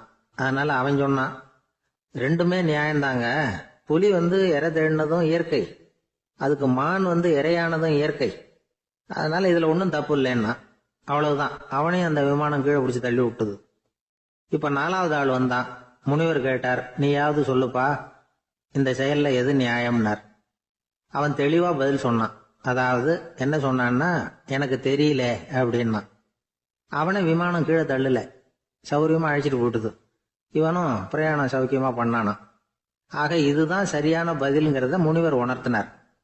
இந்த கதையிலிருந்து நாம புரிஞ்சுக்க வேண்டியது என்னன்னா, இந்த உலகத்துல எவ்வளவோ காரியங்கள் நடக்குது, அதெல்லாம் ஏன் அப்படி நடக்குதுங்கிறதுக்கு எப்பேற்பட்ட பண்டிதராலும் பதில் சொல்ல முடியாது. தெரியாததை தெரியாதுன்னு ஒத்துக்கிட்டா வாழ்க்கை பிரயாணம் சுகமா இருக்கும். அதனால தேவையில்லாத விஷயங்களை புரிஞ்சுக்கிறதுக்கு நேரத்தை செலவு பண்ணிட்டு இருக்க கூடாது, வாழ்க்கையை குழப்பிக்க கூடாது. வாழ்க்கைக்கு தேவையானது என்னவோ அதை மட்டும் புரிஞ்சுக்கிட்டா போதும். இந்த காலத்து ஆள் ஒருத்தன் ஒரு பெரியவரை தேடி வந்தான். ஐயா, ஒரு சந்தேகம்னா. என்ன உன்னுடைய சந்தேகம்னார். பகுத்தறிவுன்னா என்ன, விதின்னா என்ன அப்படின்னு கேட்டான். இதுக்கு அவரு, இப்போ உன்னுடைய வலது காலை தூக்குன்னார். தூக்கணும். சரி, இப்போ உன்னுடைய வலது காலை கீழே இறக்காம உன்னுடைய இடது காலையும் தூக்குன்னார். தூக்கினான், பொத்துன்னு கீழே விழுந்துட்டான். பெரியவர் சொன்னார், உன்னால ஒரு காலை தூக்க முடிஞ்சுது, அதுதான் பகுத்தறிவு. 2 கால்களையும் ஒரே சமயத்துல தூக்குனா அடிபடும், அப்படிங்கிறது தான் விதி அப்படின்னு விளக்கம் கொடுத்தார். இவன் தன்னுடைய விதியை நொந்துகிட்டே இடுப்பை பிடிச்சுக்கிட்டு அங்கிருந்து நடந்து போயிட்டான். ஜப்பான்ல உள்ள ஒரு புத்த விகாரை, அங்க ஒரு வயசான பௌத்த குரு தங்கியிருக்கிறார். ஒரு நாள் ராத்திரி கடுமையான குளிர், அவரால் தாங்க முடியல. பார்த்தார், மரத்துல செஞ்ச புத்த சிற்பங்கள் அங்க நிறைய இருந்தது. அதுல ஒன்ன எடுத்து அதுக்கு தீ மூட்டி அந்த நெருப்புல குளிர் காஞ்சிட்டு இருக்கிறார். மர சிற்பம் தீ வச்சதும் படபடன்னு வெடிக்க ஆரம்பிச்சுட்டுது. அந்த சத்தத்தை கேட்டதும் அந்த புத்த விகாரையின் குருக்கள் வெளியில ஓடி வந்தார். இவர் ஆனந்தமா குளிர் காஞ்சிக்கிட்டு இருக்கிறார். அவரால் பொறுத்துக்க முடியல. தெருவில் தெரிஞ்சுக்கிட்டு இருந்த அந்த பெரியவரை இங்க தங்க அனுமதிச்சதே அவரு தான். இவர் இப்படி பண்றாருன்னு நினைச்சுக்கிட்டே அவரை கோபமா பார்த்தார். ஏன் இப்படி கோபமா பாக்குறீங்க, இப்படி வந்து உட்காருங்க அப்படிங்கிறாரு இவர். அவருக்கு இன்னமும் கோபம் வந்துட்டுது. எங்கள் கடவுளை வந்து எரிச்சுட்டீங்களே அப்படின்னு சத்தம் போட்டாராம். அப்படியா அப்படின்னு கேட்டுக்கிட்டே அந்த சாம்பலை கிளறினார் இவர். என்ன செய்யறீங்கன்னு கேட்டிருக்காரு அவர். நான் எலும்புகளை தேடுறேன்னாராம். நீங்க ஒரு பைத்தியம், இது ஒரு மர சிற்பம், இதுல எலும்புகள் கிடையாது அப்படின்னாராம். அவருக்கு கோபம் வந்துட்டுது. உடனே வெளியில போங்கன்னு கத்தியிருக்காரு. வெளியில தள்ளி கதவையும் சாத்தி விட்டாராம். மறுநாள் காலையில கதவை திறந்து பார்த்தா அந்த வயசான பெரியவர் ஒரு மைல்கல் மேல சில காட்டு பூக்களை வச்சு புத்தம் சரணம் கச்சாமின்னு சொல்லிக்கிட்டே இருக்கிறார். இவருக்கு சந்தேகமா போட்டுது. கிட்ட போனார். என்ன செஞ்சுட்டு இருக்கீங்கன்னு கேட்டார். இது என்னுடைய காலை நேர பிரார்த்தனைனாராம். நிஜமாவே நீங்க ஒரு பைத்தியமா தான் இருக்கணும், ஏன்னா அது ஒரு மைல்கல் அப்படின்னாராம். இப்ப அந்த பெரியவர் சொன்னாராம், நீங்க ஒரு மரத்தை புத்தரா நினைக்கும் பொழுது நான் ஏன் ஒரு மைல்கல்ல புத்தரா நினைக்கக்கூடாது? நான் வந்து புத்தரை எரிக்கலாம், ஏன்னா அவரை நான் நேசிக்கிறேன். அந்த சிற்பம் வந்து மரத்தால் ஆனதுங்கிறது எனக்கு தெரியும். நான் ஒரு மைல்கல்ல தொழலாம், ஏன்னா அது எனது பூக்களை தாங்குது. நான் இந்த மைல்கல்லுக்குள்ள மறைஞ்சிருக்கிற புத்தரை பார்க்கிறேன். யாராவது ஒரு சிற்பி இதை சிலையாக்குனாதான் நீங்க புத்தரை பார்க்க முடியும். அன்னைக்கு ரொம்ப குளிரா இருந்தது. நான் எனக்குள்ள இருக்கிற புத்தரையும் பாதுகாக்கணும். உள்ளே இருக்கிற புத்தரை காப்பாத்துறதுக்காக வெளியில உள்ள புத்தரை எரிக்கலாம், அதுல ஒன்றும் தப்பு இல்லை. அது அவருடைய போதனையிலேயே இருக்கு. உனக்குள் ஜோதியாக இரு அப்படிங்கிறது அவருடைய போதனை. என்னுடைய புத்தர் வந்து குளிர்ல நடுங்கிட்டு இருந்தார். அந்த மர சிற்பங்கள் வெயில் மழையில உணர்ச்சி இல்லாம இருந்தது, அதனால அப்படி பண்ணினேன். ஆனா நீங்க என்ன பண்ணீங்க? நான் ஒரு மர புத்தரை எரிச்சதுக்காக உயிருள்ள புத்தரை வெளியில தள்ளி கதவை சாத்தினீங்க அப்படின்னாரா அந்த பெரியவர். உண்மையான பக்திங்கிறது இதுதான். அதாவது உனக்குள் ஜோதியாக இரு அப்படின்னு புத்தர் சொன்னார் இல்லையா, அது மாதிரி தனக்குள் ஜோதியாக இருக்கிற இந்த காலத்து ஆசாமிகள் நிறைய பேர் உண்டு. எப்பவும் போதையிலேயே இருக்கிறவங்க. ஒரு நாள் நடு ராத்திரி ஒரு மது கடையில ஒரு ஆள் அங்குள்ள சிப்பந்திகள் கிட்ட கேட்டுட்டு இருக்கிறான். மறுபடியும் இந்த கடை எப்போ திறப்பாங்கன்னு கேட்டானா. நாளைக்கு காலையில 8 மணிக்கு திறப்பாங்க அப்படின்னு நானா அங்க இருந்த ஆள். அவன் திருப்பி திருப்பி அதையே கேட்டுக்கிட்டு இருக்கான். இவனுக்கு பதில் சொல்லி சொல்லி அழுத்து போச்சு. அதான் சொல்றேன் ஐயா, நாளைக்கு காலையில வா அப்படின்னாங்களாம். அதுக்கு இவன், நான் வர்றதுக்காக கேட்கலையா, நேத்திக்கு வந்தவன் உள்ளேயே மாட்டிக்கிட்டேன், வெளியில போறதுக்காக கேட்டேன் அப்படின்னு. ஒரு ஊர்ல ஒரு ஆள் இருந்தான். அவன் ஒரு நாள் கோயிலுக்கு போனான்.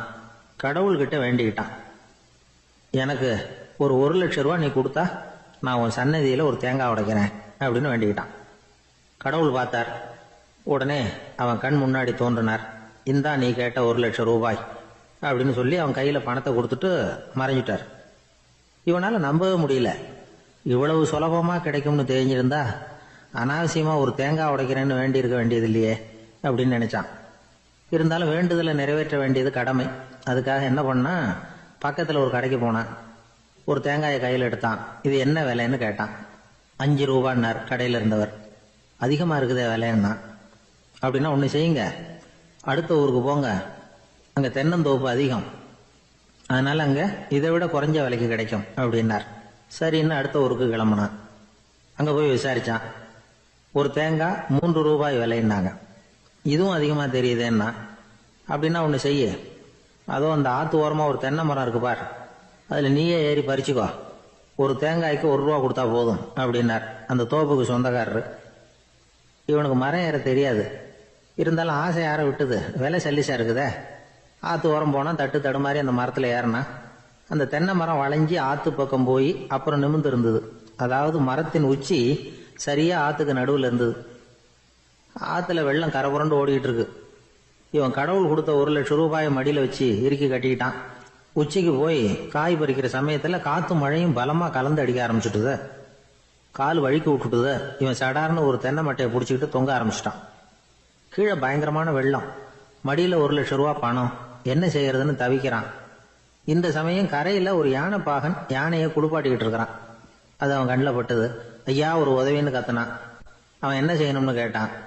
உன் யானையை மெதுவாக இங்கே அழைச்சிட்டு வா, எனக்கு நேராக கீழே நிறுத்து, என் காலை பிடிச்சி மெதுவாக கீழே இறக்கி விட்டுரு, என் மடியில் இருக்கிற பணத்தில் உனக்கு 10,000 ரூபா தரேன் அப்படின்னா.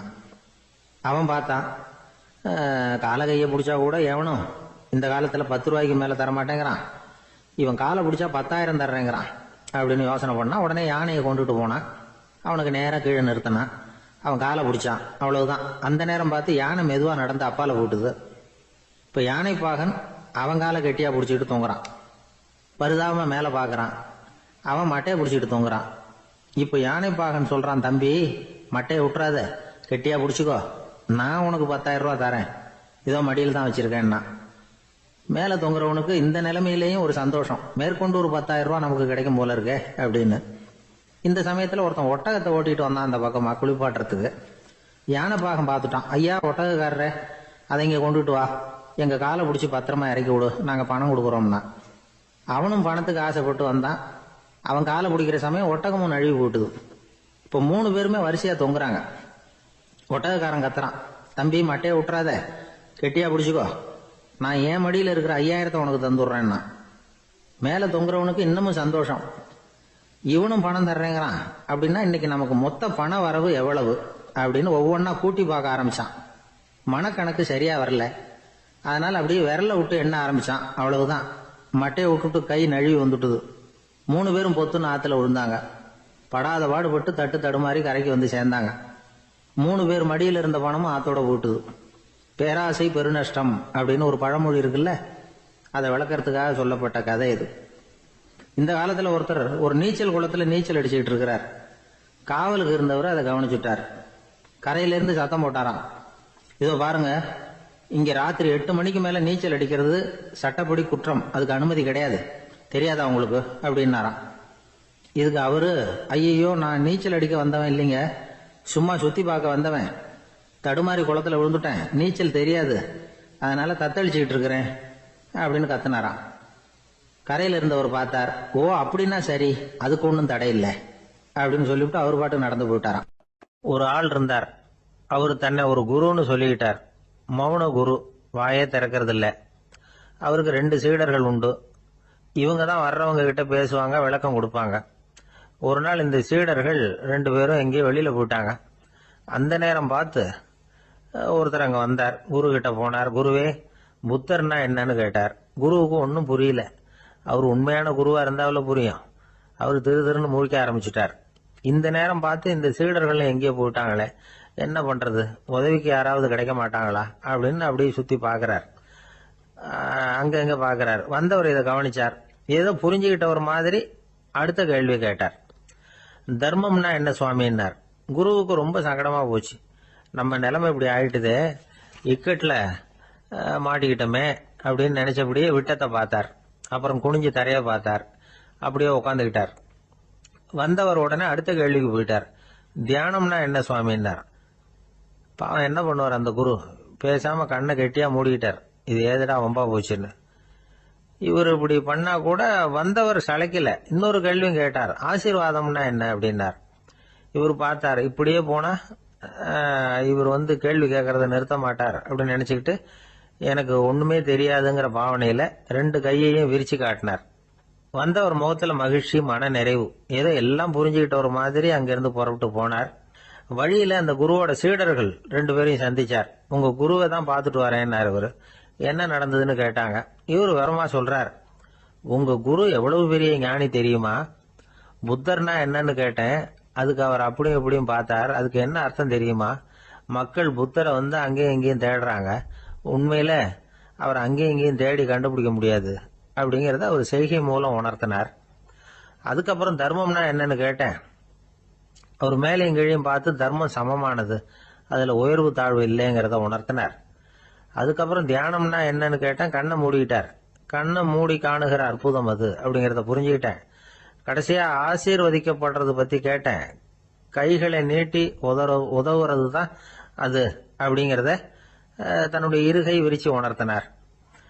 எவ்வளவு பெரிய மகான் அவரு அப்படின்னு சொல்லிவிட்டு அவர் பாட்டு போயிட்டார். சீடர்கள் அதுக்கப்புறம் மெதுவா குரு கிட்ட வந்து சேர்ந்தாங்க. அவங்கள பார்த்ததும் குருவுக்கு கோபம் வந்துட்டுது. அடே பாவிகளா, எங்கடா போய் தொலைஞ்சிங்க, நான் ஒரு ஆளுகிட்ட மாட்டிக்கிட்டு என்ன பாடுபட்டிருக்கேன் தெரியுமான்னார். இது மாதிரி தான் நாம சாதாரண மனிதர்களின் புற வேடங்களிலேயே மயங்கி போயிடுறோம். அவங்க பேச்சு, செய்கை, பார்வை இதுல எல்லாம் ஏதோ பெரிய தத்துவம் இருக்கிறதாக நினைச்சுக்கிறோம். உண்மையிலேயே அந்த தத்துவங்கள் யாருக்கு சொந்தம்? அவங்களுக்கு இல்ல, நமக்கு தான் சொந்தம். நாம தானே அதை கற்பிச்சுக்கிட்டோம். நம்மை நாம அடையாளம் கண்டுக்கிறது இல்ல, நாம யாருங்கிறது நமக்கு புரியறது இல்ல. அதுதான் இன்னைக்கு நடக்கிறது. அதனாலதான் அடுத்தவங்களை தேடி ஓடிக்கிட்டு இருக்கிறோம். சில வீடுகளில் கூட இது மாதிரி சைகைகள் உண்டு. சில குடும்ப தலைவர்கள் தினமும் காலையில கண்ணை கெட்டியா மூடிக்கிட்டு கை ரெண்டையும் சுத்தமா விரிச்சு வச்சுக்கிட்டே உட்காந்து தியானம் பண்றது வழக்கம். எதுக்காக அப்படி பண்றீங்கன்னு ஒருத்தரை பார்த்து கேட்டேன். இந்த மாசம் வாங்கின சம்பளம் பூரா தீர்ந்து போச்சு, இனிமே என் கையில சுத்தமா ஒண்ணும் இல்ல, புதுசா எதுவும் செலவு வச்சுடாதே அப்படிங்கறத அப்படி உள்ளங்கை ரெண்டையும் விரிச்சு காட்டி அவங்களுக்கு உணர்த்துறேன் அப்படின்னார். இந்த உலகத்துல மனுஷன் எவ்வளவோ தவறுகள் செய்யறான். அதுக்கெல்லாம் என்ன காரணம்? அதை பத்தின ஆராய்ச்சி தான் இன்னைக்கு. இதுக்கு ஆராய்ச்சி என்னத்துக்கு, அது தெரிஞ்ச விஷயம் தானே அப்படின்னு நீங்க நினைக்கலாம். ஆனா அப்படி அலட்சியமா இந்த விஷயத்தை விட்டுறக்கூடாது. பொதுவா எல்லோரும் நினைக்கலாம் எது சரி எது தவறு அப்படின்னு தெரியாததுனாலதான் மனுஷன் தப்பு பண்றான் அப்படின்னு. ஆனா அப்படி சொல்லிட முடியாது. மனுஷன் தெரிஞ்சேதான் தவறுகள் பண்றான். இப்ப உதாரணத்துக்கு ஒரு சாலையில இடது பக்கம் போக வேண்டிய ஒருத்தர் நடுக்கோட்டை தாண்டி வலது பக்கமா வண்டியை ஓட்டிட்டு போறாருன்னு வச்சுங்க. என்னப்பா இது தப்பு இல்லையா அப்படின்னு அவர்கிட்ட கேட்டா, அதெல்லாம் எனக்கு தெரியும், நீ உன் வேலையை பார்த்துட்டு போ அப்படிம்பார். வலது பக்கமா போறது தப்புன்னு தெரிஞ்சேதான் அவர் அப்படி செய்யறார், அப்படி போறார். பெரிய உத்தியோகத்துல இருக்கிறவங்க கூட லஞ்சம் வாங்குறாங்க. அவங்களுக்கெல்லாம் லஞ்சம் வாங்குறது தப்புன்னு தெரியலன்னு அர்த்தம். திருடுறது தப்புன்னு தெரியாமலாம் மனுஷன் திருடுறான், நல்லாவே தெரியும். நீங்க வேணும்னா கேட்டு பாருங்க, வேற வழி இல்ல அதனாலதான் திருடுறேன்பா. திருடுறது ஒரு புண்ணியமான காரியம்னு திருடனே கூட சொல்ல மாட்டான். திருடுறது தவறுங்கிறது திருடனுக்கு தெரியும் அப்படிங்கறத விளக்கறதுக்காக ஒரு பெரியவர் ஒரு கதை சொன்னார். அதாவது 2 திருடர்கள் 2 பேரும் சேர்ந்து ஒரு வீட்டுக்கு போய் ஒரு 10,000 ரூபாயை திருடிட்டு வந்துடுறாங்க. ஒரு காட்டு வழியா வந்துகிட்டு இருக்கிறாங்க. இன்னும் விடியல. 2 பேருக்கும் தூக்கம் கண்ணை சுத்துது. சரி, இப்படியே ஒரு மரத்தடியில படுத்து தூங்குவோம், காலையில விடிஞ்சதும் இந்த பணத்தை 2 பேரும் பங்கு போட்டுக்குவோம் அப்படின்னு முடிவு பண்றாங்க. அதே மாதிரி படுத்து தூங்குறாங்க. நடு ராத்திரியில ஒரு திருடன் முழிச்சுக்கிறான். விடிகிற வரைக்கும் காத்துக்கிட்டு இருந்தா 5,000 ரூபா தான் கிடைக்கும், இப்பவே கம்பி நீட்டினா 10,000 ரூபா கிடைக்கும் அப்படின்னு யோசிச்சு பார்த்துட்டு ஒரு முடிவுக்கு வந்தான். மெதுவா அந்த 10,000த்தையும் சுருட்டிக்கிட்டு அடுத்தவனுக்கு தெரியாம ஓடி போயிட்டான். விடியுது. அடுத்தவன் எழுந்திரிச்சு பாக்குறான். பணத்தையும் காணல, பாகஸ்தனையும் காணல. இந்த திருடன் அந்த திருடனை திட்டுறான். திருட்டு பய, அயோக்கிய பய, இப்படி அநியாயமா கிளப்பிட்டு போட்டானே அப்படிங்கிறான். இதுல இருந்து என்ன தெரியுது? தெரியாம எடுத்துக்கிட்டு போறது திருட்டு, அயோக்கியத்தனம், அநியாயம் அப்படிங்கறது இவனுக்கு தெரிஞ்சிருக்குது. அதனாலதான் அடுத்தவனை பார்த்து இப்படி திட்டுறான். அதனால தெரியாததுனால மனுஷன் தவறு பண்றான்னு சொல்றது சரியில்லை. அப்படின்னா மனுஷன் பண்ற தவறுகளுக்கு உண்மையான காரணம் தான் என்ன? இதே சந்தேகம் அர்ஜுனனுக்கும் வந்துதான். அதனாலதான் அவன் பகவானை பார்த்து கேக்குறான். மனுஷன் தன் விருப்பத்துக்கு விரோதமா ஏதோ ஒரு சக்தியினால பலாத்காரமா இழுக்கப்பட்டது மாதிரி பாவம் பண்றானே, அந்த சக்தி என்ன அப்படின்னு கேக்குறான். இதுக்கு பகவான் பதில் சொல்றார். காமமும் குரோதமும் தான் அந்த சக்திகள், அதாவது ஆசையும் சினமும். இது ரெண்டும் உன்னுடைய எதிரிகள் அப்படிங்கறத புரிஞ்சுக்கோ அப்படிங்கிறார். இன்னமும் நுணுக்கமா பார்த்தா காமத்தினுடைய மறு உருவங்கள் தான் குரோதமும் லோபமும். ஆசை நிறைவேறலன்னா குரோதம், அதாவது கோபம். ஆசை நிறைவேறிட்டதுன்னா லோபம், அதாவது பேராசை. பாவத்தை கண்ட்ரோல் பண்ணணும்னா அதுக்கு மெயின் சுவிட்ச் எது அப்படிங்கறது இப்பதான் தெரியுது. அதுக்கு மனுஷன் தெரிஞ்சேதான் தவறு பண்றான் அப்படின்னு பேசிக்கிட்டோமே. அதுக்கு ஒரு உதாரணம். ஒரு ஆளு ஹோட்டல்ல சாப்பிட போனான். சாப்பிட்டு முடிச்சான். எழுந்திரிச்சு முதலாளி கிட்ட பில்ல கொடுத்தான். காசை கொடுக்கல. முதலாளி பணம் கொடுன்னு கேட்டார். இவன் என்கிட்ட பணம் இல்லைன்னா. முதலாளி கொஞ்சம் கூட அலட்டிக்கல. உள்ள இருந்து ஒரு ஆளை கூப்பிட்டார். இவனை கூப்பிட்டுட்டு போய் இட்லி மாவு ஆட்ட சொல்லுனார். இவனும் கவலைப்படாம உள்ள போயிட்டான்.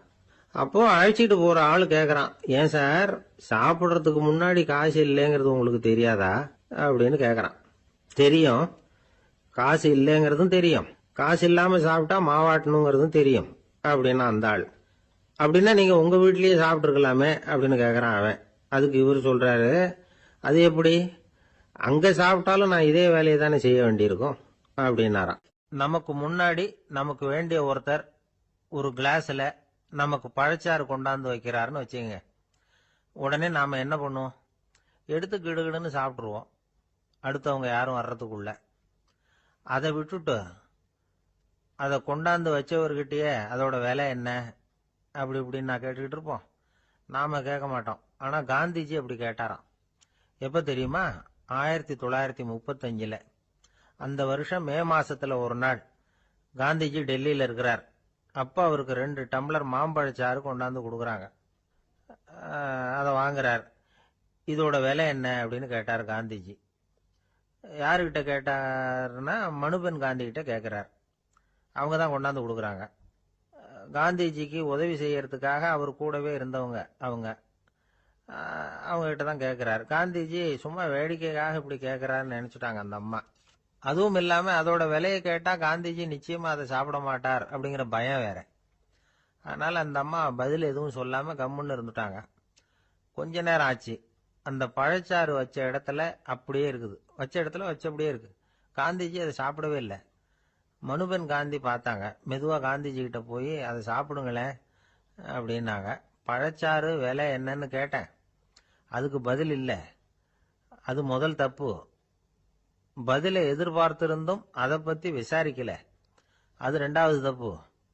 இப்படி 2 தப்புகளை பண்ணிவிட்டு என்கிட்ட வந்து இதை சாப்பிடுங்கன்னு சொன்னா அது எப்படி அப்படின்னு கேட்டாராம் காந்திஜி.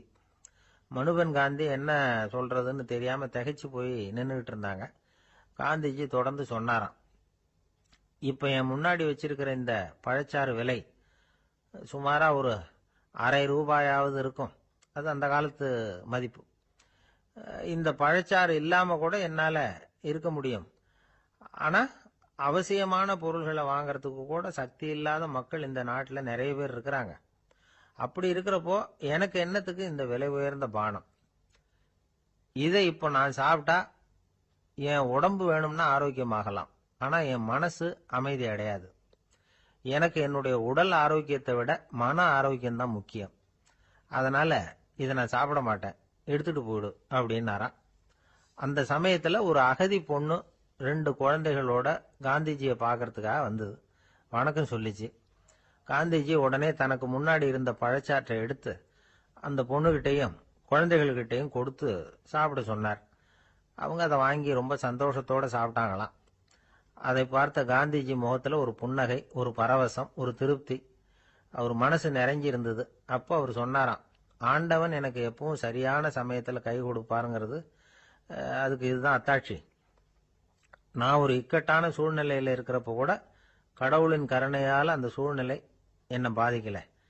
என் கூட இவ்வளவு நாள் பழகியும் கூட இங்க இருக்கிறவங்க எனக்கு அதிக விலையுள்ள பழரசத்தை கொடுத்தாங்க. ஆனா சரியான நேரத்துல அதை சாப்பிட வேண்டியவங்களை என்கிட்ட அனுப்பி வச்சு என்ன சந்தோஷப்படுத்தினார் கடவுள், அவருக்கு நன்றி அப்படின்னாராம் மகாத்மா காந்தி. உடல் ஆரோக்கியத்தை விட மன ஆரோக்கியம்தான் எனக்கு முக்கியம்னு சொன்னார் பாருங்க. அதை நாம எல்லாரும் மனப்பூர்வமா இன்னைக்கு சிந்திச்சு பார்க்கணும். இந்த காலத்துல எல்லாரும் அப்படியா நினைக்கிறாங்க? எனக்கு தெரிஞ்ச ஒருத்தர் இருந்தார். தினமும் காலையில ஒரு காபி சாப்பிட உட்கார்ற நேரத்துல பக்கத்து வீட்டுக்காரர் வந்து சேருவார் கரெக்டா. உடனே அவரும் தனக்குன்னு வந்திருக்கிற காப்பியை எடுத்து மனப்பூர்வமா பக்கத்து வீட்டுக்காரர்கிட்ட கொடுத்துருவார். அதுக்கப்புறம் அவருக்காக வேற காப்பி போட்டு கொண்டாந்து கொடுத்தாலும் வேண்டான்னு சொல்லிடுவார். ஆண்டவனா பார்த்து சரியான நேரத்துல அவரை எங்க வீட்டுக்கு தினமும் அனுப்பி வைக்கிறார் அப்படிம்பார். ஏன் அப்படி சொல்றீங்க அப்படின்னு கேட்டோம் ஒரு நாள். அதுக்கு அவர் சொல்றார், எனக்கு என்னோட உடல் ஆரோக்கியம்தான் முக்கியம். இத கடவுள் புரிஞ்சுக்கிட்டு எங்க வீட்டு காப்பியை சாப்பிடுறதுக்கு தினமும் அடுத்த வீட்டுக்காரனை அனுப்பி வைக்கிறார் அப்படின்னார். உங்க பையன் எப்படி சார் இருக்கான் அப்படின்னு விசாரிச்சார் ஒருத்தர். அவன் என்ன சார், எதை சொன்னாலும் காதுல வாங்க மாட்டேங்கிறான், அவன் பாட்டுக்கு போறான் வர்றான் அப்படின்னு சொல்லி அழுத்துக்கிட்டார் அப்பா. பெரியவங்க சொல்றத சின்ன பிள்ளைங்க கேட்கறது இல்லைங்கிறது ஒரு குறை. பெரியவங்க சொல்றது சின்ன பிள்ளைங்க காதுலயே விழறதில்லைங்கிறது ஒரு குறை. இது கொஞ்சம் சீரியஸான விஷயம், கவனிச்சு பார்க்கணும். ஒரு குழந்தைக்கு காது சரியா கேக்குதா இல்லையா அப்படிங்கறத நாம தான் கவனிச்சு பார்த்து கண்டுபிடிக்கணும். அதுவா நம்ம கிட்ட தவழ்ந்து வந்து, அப்பா எனக்கு காது கேட்கல, அழைச்சிட்டு போங்க டாக்டர்கிட்ட அப்படின்னுலாம் சொல்லிட்டு இருக்காது. அது சரி, ஒரு குழந்தைக்கு காது சரிவர கேக்குதா இல்லையா அப்படிங்கறத முன்கூட்டியே நாம தெரிஞ்சுக்கிறது எப்படி? அதுக்கு சில வழி இருக்கு. உங்க குழந்தைய கொஞ்சம் அப்படியே கவனிச்சு பாருங்க. அடிக்கடி ஜலதோஷம், காதுல அரிப்பு ஏற்படுதா, மூக்கு விரிவாகவும், அப்புறம் டான்சில், அடினாய்டு, சத அழற்சி, இது மாதிரி ஏதாவது இருக்கா, வாயிலிருந்து எச்சில் ஒழுகுதா, குழந்தை வாயினால சுவாசிக்குதா, பற்கள் முன்னாடி தள்ளி வளருதா, இதெல்லாம் அதுக்கு அறிகுறி. அப்புறம் இந்த V, B, D, F, DH இப்படி இந்த ஒலிகள் சேர்ந்த வார்த்தைகளை குழந்தை சரியா புரிஞ்சுக்காது. இப்போ உதாரணத்துக்கு பட்டுன்னு சொல்லு குழந்தை அப்படின்னீங்கன்னா அது கட்டுன்னு சொல்லும். அதாவது பட்டு சவுண்ட் அதால புரிஞ்சுக்க முடியல. அப்புறம் உங்க குழந்தை உங்களை உறக்க பேச சொல்றானா, அடிக்கடி கேள்வி கேட்கறானா, சாப்பிடுறப்போ கவனம் இல்லாம இருக்கானா, படிப்புல போதுமான முன்னேற்றம் இல்லையா, வகுப்புல சரியா கவனிக்கிறது இல்லையா, இப்படிலாம் இருந்தா ஆரம்பத்திலேயே டாக்டர் கிட்ட அழைச்சிட்டு போய் சிகிச்சையை ஆரம்பிச்சுடலாம், குணப்படுத்தி விடலாம். குழந்தைக்கு காது சரியா கேட்கலன்னா நீங்க செய்ய வேண்டியது என்ன தெரியுமா? அவனுக்கு காது கேட்கலங்கிறதுக்காக அவன் முன்னாடி சத்தம் போட்டு பேசக்கூடாது. மெதுவா சீரா பேசணும், அவனை பார்த்து பேசணும். உங்க உதட்டு அசைவுகள் அவனுக்கு உதவும், அதை பார்த்தே புரிஞ்சுக்குவான். நீங்க வாயில வெத்தலை பாக்கு போட்டுக்கிட்டோ புகை பிடிச்சிக்கிட்டோ பேசக்கூடாது. அப்படி பேசினா அவனால அந்த உச்சரிப்பை சரியா புரிஞ்சுக்க முடியாது. ஒரு வார்த்தையை சொல்றீங்க, அவனுக்கு புரியல அப்படின்னா அதே வார்த்தையை மறுபடியும் சொல்லணும். அவனுக்கு நீங்க முதல்ல சொன்ன வார்த்தை புரியலன்னு நினைச்சுக்கிட்டு மறுபடியும் திருப்பி சொல்றப்போ அதே அர்த்தம் வரக்கூடிய வேற வார்த்தையை சொல்லக்கூடாது. இப்படிலாம் நடந்துகிட்டா அவனுக்கு மன திடத்தை ஏற்படுத்த முடியும். இல்லைன்னா அவனுக்கு தாழ்வு மனப்பான்மை வந்துடும். குழந்தைக்கு காது கோளாறுன்னா ஆரம்பத்திலேயே டாக்டர் கிட்ட அழைச்சிட்டு போனா போதும், குணப்படுத்தி விடலாம். அப்புறம் பார்த்துக்கலாமே அப்படின்னு அலட்சியமா இருந்துட்டாதான் கஷ்டம். சில பேர் கோபத்துல சின்ன பிள்ளைங்க காதை பிடிச்சி திருகிறது உண்டு.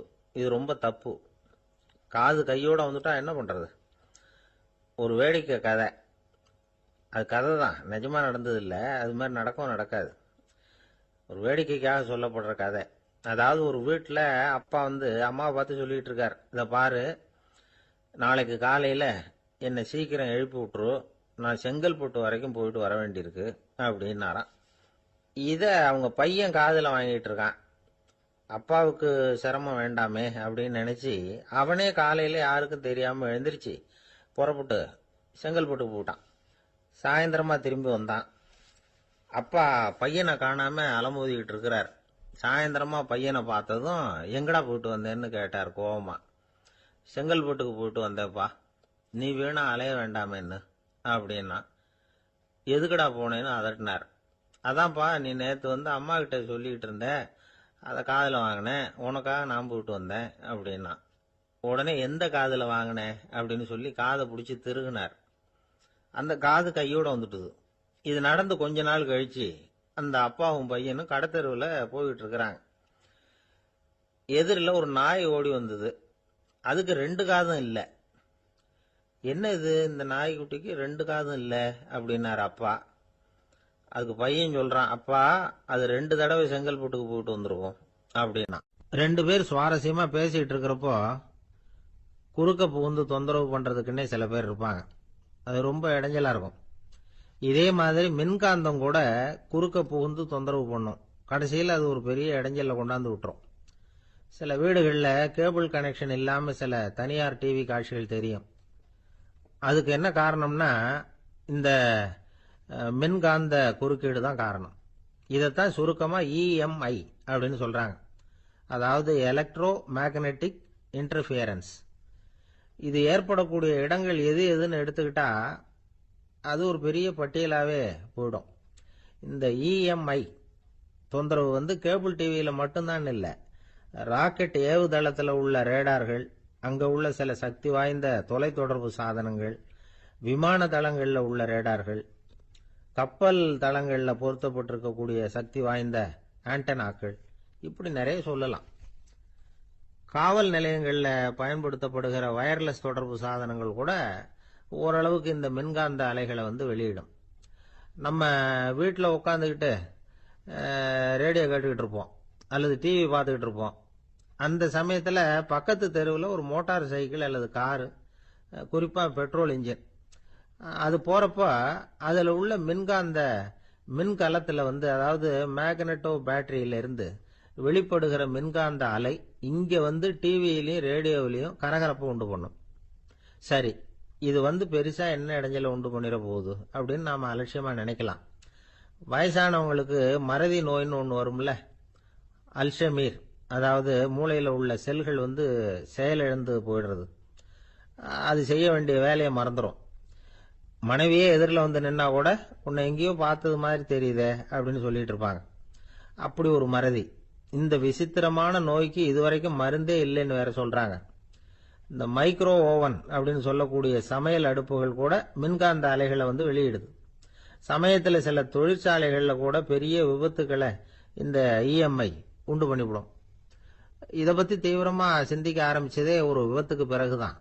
அமெரிக்காவுக்கும் வியட்நாமுக்கும் இடையில போர் நடந்ததே, அந்த சமயம் அமெரிக்காவுக்கு சொந்தமான விமானம் தாங்கி கப்பல் ஒன்று வியட்நாமை தாக்கிறதுக்கு தயாரா ஏவுகணைகளோட கடல்ல நிறுத்தி வைக்கப்பட்டிருந்தது. தற்செயலா அந்த பகுதியில கப்பல் தொலைத்தொடர்பு பகுதிக்கு அருகில ஊடுருவிய இந்த சக்தி வாய்ந்த ரேடியோ அலைகள் ஏவுகணையில இருந்த மின்னணு சர்க்கியூட்டை பூர்த்தி செஞ்சு வச்சுட்டுது. அவ்வளவுதான், ஏவுகணை அங்கேயே வெடிச்சு செதறி போச்சு. 130 பேர் அந்த இடத்துலயே உடல் கருகி செத்து போட்டாங்க. ஏகப்பட்ட பொருள்கள் நாசம். இந்த விபத்துக்கான காரணம் என்னங்கிறத உடனடியா யாராலையும் கண்டுபிடிக்க முடியல. ரொம்பவும் கடுமையா முயற்சி பண்ணி கடைசியா கண்டுபிடிச்சாங்க, இது இந்த இஎம்ஐ வேலை தான் அப்படின்னு. மின்னணு தொலைபேசிகள் இருக்க, இதுல பேசும்பொழுது நம்ம காதை அதாவது செவியை ஊடுருவக்கூடிய மின்காந்த அலையானது மூளைக்கு போய் அங்க மூளை கட்டிகளை உருவாக்க ஊக்கம் கொடுக்குது அப்படின்னு வேற கண்டுபிடிச்சிருக்கிறாங்க. இந்த இஎம்ஐ ரொம்ப குறைஞ்ச மின்காந்த அழுத்தத்துல நமக்கு எந்த பாதிப்பையும் ஏற்படுத்துறதில்லை. மின்காந்த அலைகள் அழுத்தத்தோட இருக்கிற இடங்கள்ல ரொம்ப நேரம் இருந்தோம்னா நம்ம உடம்பின் வெப்பநிலை 2 டிகிரி செல்சியஸ் வரைக்கும் அதிகரிக்குதாம். அதனால வெப்பநிலையை சீராக்கிறதுக்கு இதய துடிப்பும் அதிகரிக்குது. இப்படிலாம் கண்டுபிடிச்சிருக்கிறாங்க. இப்பெல்லாம் இந்த மின்காந்த குறுக்கீடுகளை தடுக்கிறது எப்படி அப்படின்னு விஞ்ஞானிகள் யோசனை செய்ய ஆரம்பிச்சிருக்கிறாங்க. இந்த விஷயத்துல அலட்சியமா இருந்தோம்னா எதிர்காலத்துல நிறைய பேருக்கு இந்த ஞாபக மறதி நோய் வந்துடும். அப்புறம் அது ரொம்ப கஷ்டமா போயிடும். ஒரு குடும்ப தலைவர் தன் மனைவியை பார்த்து, யார் நீ, உன்னை எங்கேயோ பார்த்தது மாதிரி இருக்குதே அப்படின்னு சொல்லிட்டு இருந்தார். உடனடியாக அவரை போய் பார்த்தேன். வாங்க டாக்டர்கிட்ட போகலாம் அப்படின்னு. அவரு என்னை தனியாக அழைச்சிட்டு போய் காதோட காதா மெதுவாக சொல்றார், இதை பார்ப்பா, என் கையில் பணம் இல்லாத போகலாம், அப்படி மறதி நோய் வந்துட்டது மாதிரி நடிச்சுக்கிட்டு இருப்பேன், அவ்வளவுதான், அதை நீ கண்டுக்காத அப்படின்னார். ஒரு பூங்கா, அங்க ஒருத்தர் நின்றுட்டு இருக்கிறார். நின்றுகிட்டே ஏதோ ஆழ்ந்த யோசனையில் இருக்கிறார். அந்த பக்கமா இன்னொருத்தர் வந்தார். இவரை கவனிச்சார். என்ன யோசனைன்னு கேட்டார். எப்படி எழுந்திருக்கிறதுன்னு யோசனை பண்ணிட்டு இருக்கிறேன்னாரு அவர். கேட்டவருக்கு ஒரு மாதிரி ஆயிட்டுது. ஏற்கனவே நின்றுகிட்டு இருக்கிற ஒருத்தர் எப்படி எழுந்திரிச்சு நிக்கிறதுன்னு யோசிக்கிறாருன்னா அது ஆச்சரியம் தானே. அதுக்கப்புறம் இவர் யோசிக்க ஆரம்பிச்சார், என்ன இவர் இப்படி பேசுறாரு அப்படின்னு. கீழே விழுந்தாதானே எழுந்திரிச்சு நிக்க முடியும். அதனால எழுந்திருக்கணும்னு நினைக்கிறவங்க முதல்ல கீழே விழணும். இவர் முதல்ல கீழே விழணும், அதுக்கப்புறம் தான் எழுந்திருக்கிறது எப்படின்னு சிந்திக்க முடியும். இந்த உலகத்துல எல்லாருமே கீழே விழுந்து எழுந்தவர்கள் தான். இப்ப இந்த குழந்தை பருவத்துல கீழே விழாம நடைபயில கற்றுக்கிட்டவங்க யாராவது உண்டா? சின்ன வயசுல ஒரு தடவை கூட கீழே விழல சார், அப்படியே பிறந்தார் வளர்ந்தார் பெரியவர் ஆயிட்டார் அப்படின்னு யாரையும் சொல்ல முடியாது.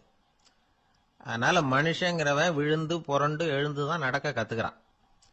ஒரு உண்மையை நாம எல்லாரும் புரிஞ்சுக்கணும். இந்த உலகத்துல தவறு செய்யாத மனிதர்களே யாரும் கிடையாது. அப்படி இருக்கிறப்போ எப்போதாவது நாம தவறு பண்ணிவிட்டோம்னா அதுக்காக மனசு உடைஞ்சு போயிடக்கூடாது, வாழ்க்கையில வெறுப்பு வந்துடக்கூடாது. ஒரு தவறு நடந்துட்டுதா அதுக்காக மனசு உடைஞ்சு போடாதீங்க, அதை ஒரு பாடமா எடுத்துக்கங்க. அதே தவறு மறுபடியும் நடக்காம வேணும்னா பாத்துக்கலாம், அது போதும். தடைக்கல்ல படிக்கல்லாம் மாத்திக்கணும், இதுதான் இதுல முக்கியம். ஒரு அலுவலகம், அங்க ஒரு அதிகாரி, அவர் உயர்ந்த பதவியில் இருந்தார், சிறந்த நிர்வாகின்னு பேர் வாங்கினவர். அவர் தனக்கு கீழே வேலை செய்யறவங்க கிட்ட எல்லாம் சொல்லுவாராம், இந்த நிறுவனத்துல நீங்க எத்தனை தடவை வேணும்னாலும் தவறுகள் செய்யலாம், ஆனா ஒரே விஷயம் என்னன்னா ஒரே தவறை மறுபடியும் செய்யக்கூடாது, அது முக்கியம் அப்படின்பாராம். இத மேம்போக்கா பார்த்தா அவர் ஏதோ தன்னுடைய ஊழியர்களை தவறு செய்ய தூண்டுறது மாதிரி தெரியும். ஆனா உண்மை அப்படி இல்லை. இன்னைக்கு என்ன நடக்குது தெரியுமா? அநேகமா எல்லா மனிதர்களுமே ஒரே தவறை தான் மறுபடியும் மறுபடியும் செய்யறாங்க. விளையாட்டு வீரர்கள் ஒரே மாதிரியான தவறுகளை திரும்ப திரும்ப செய்யறது உண்டு. கணக்கு எழுதுறவங்களை பாருங்க, ஒரே தப்ப மறுபடியும் மறுபடியும் செய்வாங்க. அலுவலகம் வருகிறவர்களை கவனிங்க, ஒரு நாள் தாமதமா வந்தா பரவாயில்ல, தினமும் தாமதமா வருவாங்க. இது மாதிரி செய்த தவறையே திரும்ப திரும்ப செய்யறதுக்கு என்ன காரணம் அப்படின்னா, சோம்பல், ஞாபக மறதி, கவனக்குறைவு, தன்னுடைய திறமை பேர்ல அளவுக்கு மீறிய நம்பிக்கை, இப்படி இதுல ஏதாவது ஒரு காரணமா இருக்கலாம் அப்படிங்கிறாங்க இது பற்றி ஆய்வு செய்கிற வல்லுநர்கள்.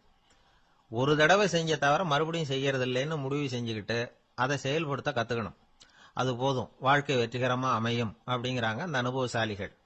அதனால வெற்றிகரமா வாழ்க்கையில நடைபோட விரும்பும் இளைஞர்கள் தவிர்க்க வேண்டியது என்னன்னா, முதல்ல சோம்பலை தவிருங்கள், சுறுசுறுப்பாக இயங்குங்கள் அப்படிங்கறது அவங்க அறிவுரை. ரெண்டாவது ஞாபக மறதி, எந்த செயல்லையும் ஈடுபாடு வேணும், அக்கறை வேணும். மூணாவது கவனக்குறைவு, எதையும் அலட்சியப்படுத்தக்கூடாது. நாலாவது என்னால முடியாதது எதுவுமே கிடையாது அப்படிங்கிற அளவுக்கு மீறிய நம்பிக்கை, அது ஆபத்துல கொண்டு போய் விட்டுரும்.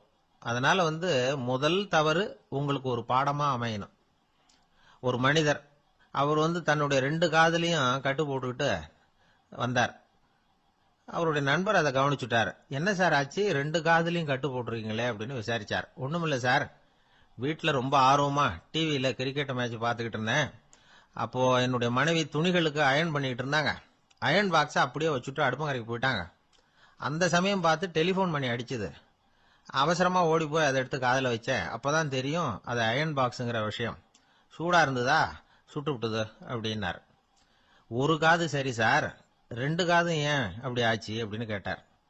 அதே ஆளு மறுபடியும் போன் பண்ணா சார் அப்படின்னாரு இவர் எவ்வளவு தூரம் யோசிச்சிருப்பாரு பாருங்க. அதனால ஒரு தவறு மறுபடியும் நடக்கக்கூடாது, முதல் தவறு உங்களுக்கு ஒரு பாடமாக அமையட்டும் அப்படிங்கிறது தான் இதுல இருந்து நாம தெரிந்து கொள்ள வேண்டிய கருத்து. அதனால தவறுகள் அதெல்லாம் தடைக்கெல்லாம் நினைக்க வேண்டாம், படிக்கெல்லாம் நினைப்போம். அப்படி நினைச்சோம்னா வாழ்க்கையில வெற்றி நிச்சயம். ஒரே ஒரு ஊர், அந்த ஊருக்கு பேரு கொடையாளிப்பட்டி. அந்த பேருக்கு தகுந்த மாதிரி தான் அந்த ஊர் மக்களும். யார் என்ன கேட்டாலும் இல்லைன்னு சொல்லாம கொடுப்பாங்க. கொடையாளிகள் நிறைந்த ஊர். இனாமா மட்டும் இல்ல, கடனாவும் பணம் கொடுப்பாங்க. யாருக்காவது அவசரமா பணம் தேவைப்பட்டதுன்னு வச்சுக்கோங்க, அந்த ஊருக்கு போய் வாங்கிக்கலாம். பத்திரம் தேவையில்லை, சாட்சி தேவையில்லை, ஜாமீன் தேவையில்லை, எந்த உத்தரவாதமும் கேட்காம பணம் கொடுத்துருவாங்க. நம்மால் ஒருத்தனுக்கு பணம் தேவைப்பட்டது, சொந்த பந்தம்லாம் கேட்டு பார்த்தா யாரும் கொடுக்கற வழியா தெரியல. எல்லாரும் அவங்கவுங்க சௌரியத்தை பாக்குறவங்க, அடுத்தவங்க சௌரியத்தை பத்தி கவலைப்படாதவங்க. இவன் எல்லாரையும் கேட்டு பார்த்துட்டு சோர்ந்து போய் உக்காந்துட்டான். அந்த நேரம் தான் கொடையாளிப்பட்டியை பத்தி கேள்விப்பட்டான். அப்படி ஒரு ஊர் இருக்கிறது தெரிஞ்சதும் அந்த ஊருக்கு வழி கேட்டுக்கிட்டு ஒரு நாள் புறப்பட்டு போனான். வயல்காட்டு வழியா போக வேண்டியிருந்தது. மெதுவா நடந்து ஊர் எல்லைக்கு வந்துட்டான். 2 பக்கமும் விவசாய வேலைகள் மும்முரமா நடந்துகிட்டு இருக்குது. ஏறு உழுதுகிட்டு இருக்கிறாங்க. அப்ப அங்க ஒரு ஆளை பாம்பு கடிச்சுட்டுது. பக்கத்துல வேலை செஞ்சுக்கிட்டு இருந்தவங்க ஓடி வந்தாங்க. அவசரமா செய்ய வேண்டிய முதல் உதவியெல்லாம் செஞ்சு பார்த்தாங்க, பலன் இல்லை. அந்த ஆள் செத்து போட்டான். அவன் செத்து விட்டான்னு தெரிஞ்சதும் அவனை தூக்கி வரப்பு மேல போட்டுட்டு எல்லாரும் அவங்கவுங்க வேலையை கவனிக்க ஆரம்பிச்சிட்டாங்க. அங்க ஒரு ஆளு இவனை பார்த்து சொன்னான், ஐயா, நீங்க போற வழியில இவன் சொந்தக்காரன், இவனுக்கு சோறு கொண்டுகிட்டு வருவான், இவன் இங்க செத்துட்டான்னு அவன்கிட்ட சொல்லிவிடுங்க அப்படின்னா. இவனுக்கு ரொம்ப ஆச்சரியம். என்னடா இது, பாம்பு கடிச்சுட்டுதுன்னதும் பதறி அடிச்சுக்கிட்டு ஓடி வந்தாங்க, செத்துட்டான்னதும் பேசாம தூக்கி போட்டுட்டு போயிட்டாங்க அப்படின்னு நினைச்சுக்கிட்டே நடந்து போறான். எதிரில் சோறு கொண்டுகிட்டு ஒரு ஆள் வந்தான். இவன் விவரத்தை சொன்னான். அங்க உங்க சொந்தக்காரன் பாம்பு கடிச்சு செத்து போட்டான் அப்படின்னா. அவன் கொஞ்ச நேரம் அமைதியா நின்னான்.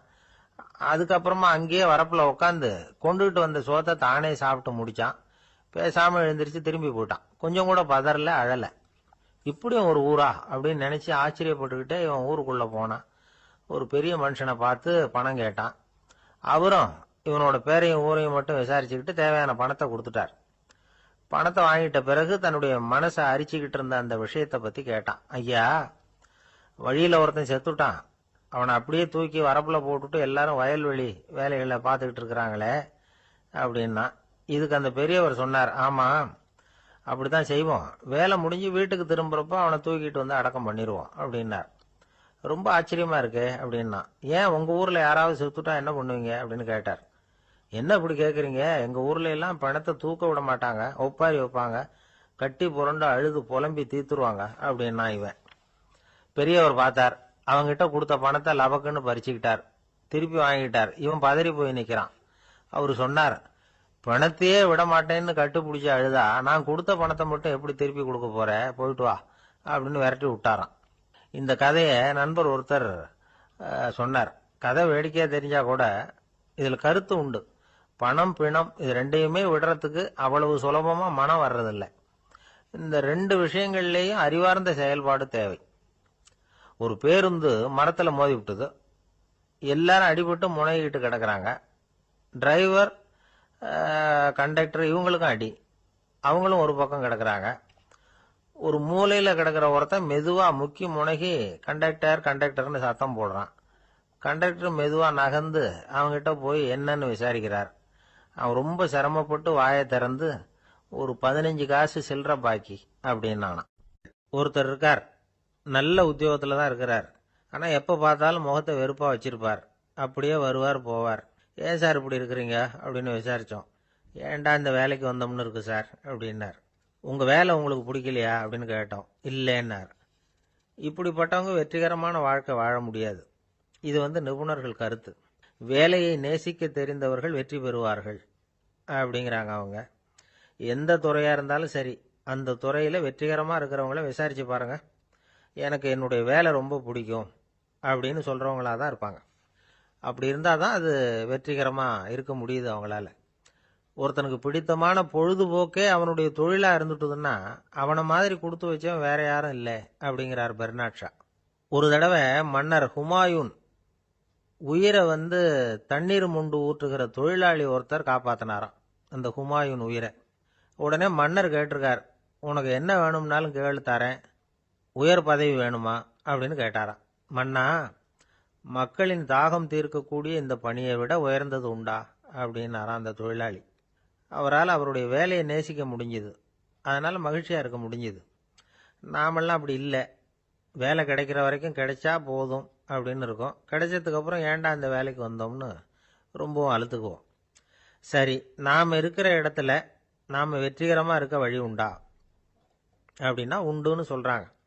அதாவது மன இயல் நிபுணர்கள் இருக்கிறாங்க இல்லையா, அவங்க அதுக்கு முக்கியமா 6 வழிகள் சொல்றாங்க. நீங்க ஒரு அலுவலகத்தில் வேலை பார்க்குறவரா அப்படின்னா இதை கேளுங்க.